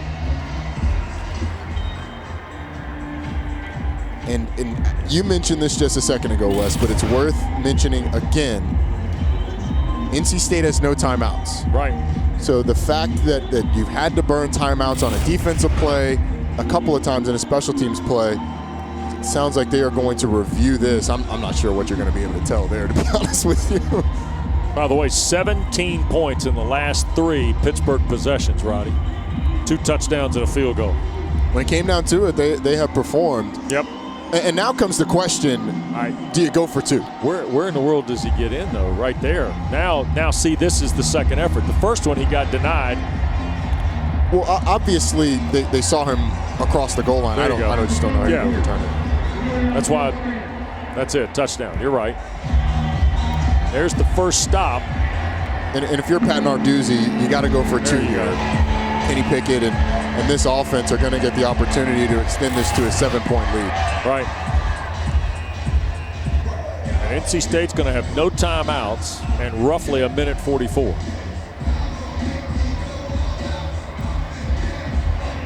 Kenny Pickett has thrown 21 of 37 for 383 today. I'm gonna do the quick math here. You add up the 40 yards rushing to that 383. That's 423 yards of offense Kenny Pickett has accounted for today.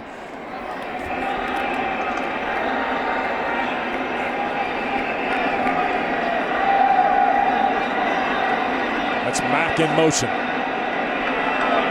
Pickett wants to throw, looking for Mack. Wide open, juggled it through the end zone, knocked the back judge down. Incomplete.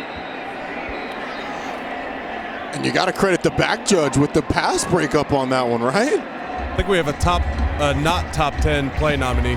Tell you what, it's been a tough afternoon for Gary Dantzwitz. He went down early, remember, in the first half at the other end of the field. Taysier Mack's like, what do I have to do? I mean, he catches the ball. Oh, he's juggling it. There you go. Yeah, he got caught in the line of fire, too.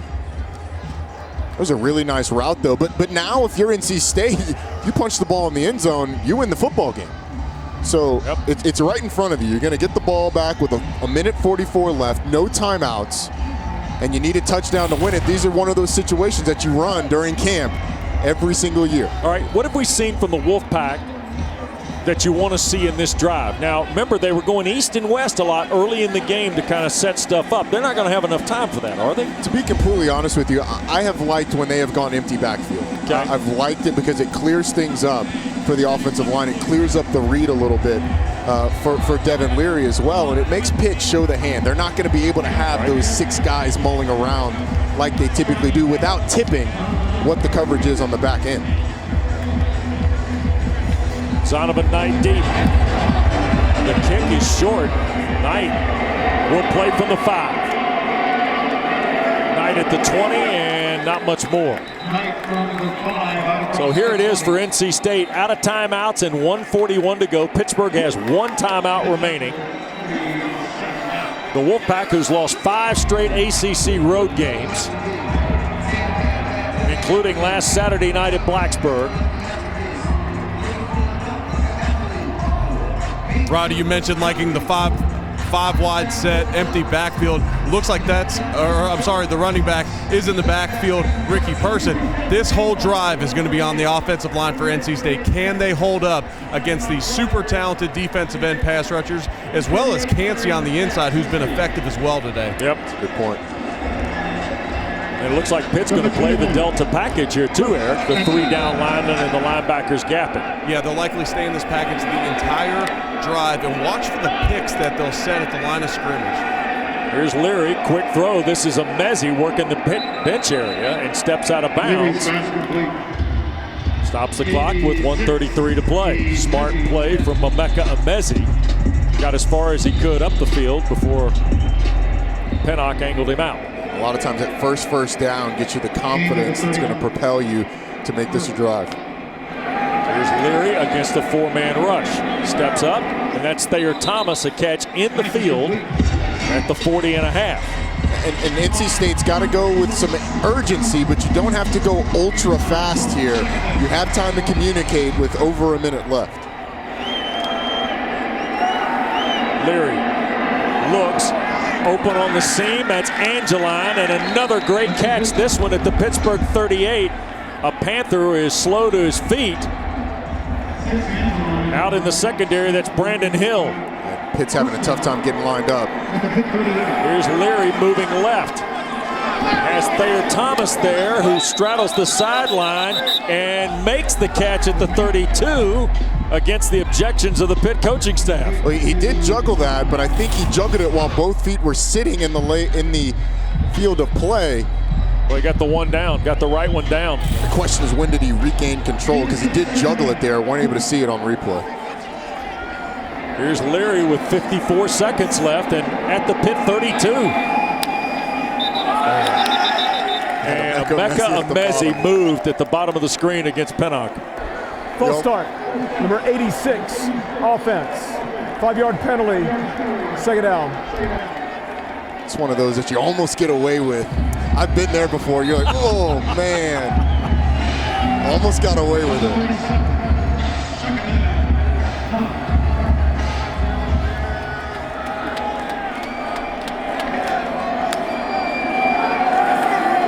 Leary guns for the end zone. Devin Carter can't hang on over the shoulder.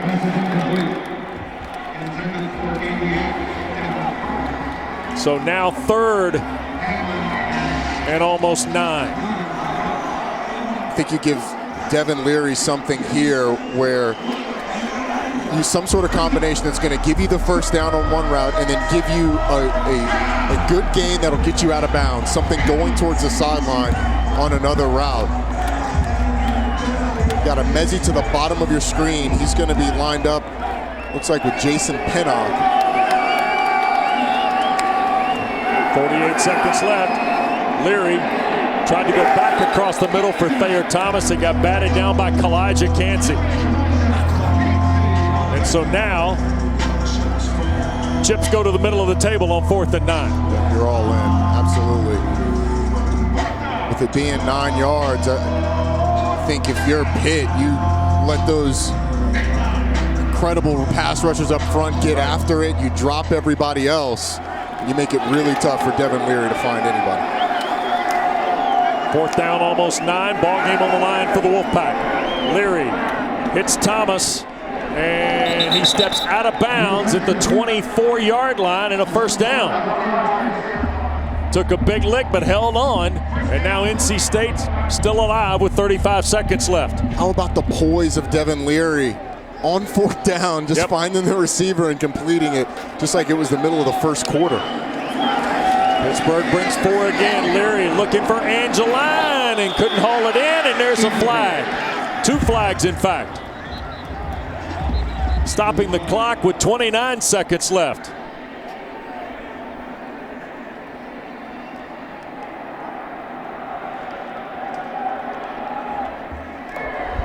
Prior to the pass, holding, number 6, defense. 10-yard penalty from the previous spot, and an automatic first down. John Morgan, the defensive end. It may have been a little off. I think they may go with 9 there, Wes. Wes. 9, Brandon Hill. Exactly. Yeah. Right.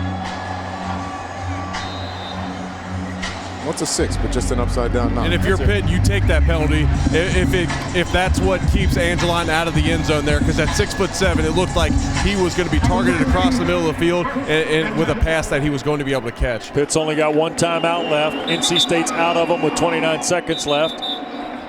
And Pat Narduzzi just took his last timeout. Pitt, their 3rd and final of the half. This is a 30-second timeout. See Angeline 6 to the bottom. Well, actually, it was on. It had to be on Angeline. I think they just got it mixed up. Brandon Hill was on Thayer Thomas. It looked like the holding call would have been on Sebastian Dennis, which honestly, I didn't really see a hold there. I mean, there's maybe a ticky-tack pass interference somewhere in there, but I did not see a hold. I like this timeout by Pat Narduzzi. His defensive line got tired throughout that drive. The pass rush just hasn't been there these last few snaps. This gives guys like Patrick Jones, Rashad Weaver, and Cansey time to catch their breath and really gear up for these next couple plays. And the other thing is they had a similar look to the one that Angeline scored on the last drive, where he's lined up in the slot over a safety with nobody really in the middle of the field. It was he and Mezzi on one side. Pat Narduzzi may have also not really liked that look against what NC State was lined up. Roddy, you see them going press man here all the way? I think you have to. I mean, that's who you are if you're Pitt. You put pressure on the offensive line. You play press man. Looks like you're going to have a safety in the middle of the field, too. Angelina gets a Mezzi here at the bottom. That's a Mezzi who makes the catch. And touchdown for NC State against Jason Pinnock. And Emeka Emezi has come up with the score with 23 seconds left. Devin Leary's 4th touchdown pass of the day. What a drive. What a job by Devin Leary. You get the early completion, then he's able to drive his team down the field, and this is an perfectly executed back shoulder pass. Emezi does a nice job of not pushing off, just falls away, catches the ball, is able to get his feet down, And now with the 1-point lead, NC State is going to go for 2. How about this? 23 seconds left. Leary throws his 4th score of the day and now looks for the 2-point try. Back to Emezi. Overthrown, incomplete, but the Wolfpack has the lead by a point with 23 seconds left. Devin Leary to Emeka Emezi on a 13-yard score as NC State goes 79 yards in 8 plays in a minute 21. Well, how about NC State? This NC State offense was asleep the entire 3rd quarter, it seemed like. Could not get anything going. But the past 2 drives, able to drive down for touchdowns. This one, they have no timeouts. And Devin Leary was fantastic. Converted a 4th down down the stretch. And then this is just an incredibly executed back shoulder throw to Emeka Emezi. I don't think you can say enough about the play of both of these quarterbacks. It's a shame that one of these teams has to lose. Wow. But the last dart so far has been thrown by Devin Leary. And I don't think you can say enough about the boost that he's given his team. Pat Narduzzi in Pittsburgh. You got to imagine that Gill wants to kick this thing through the end zone, right? Well, actually, I would try and keep this thing in the field of play. You kick it as high as you can, get the clock started. The less time they have, the better.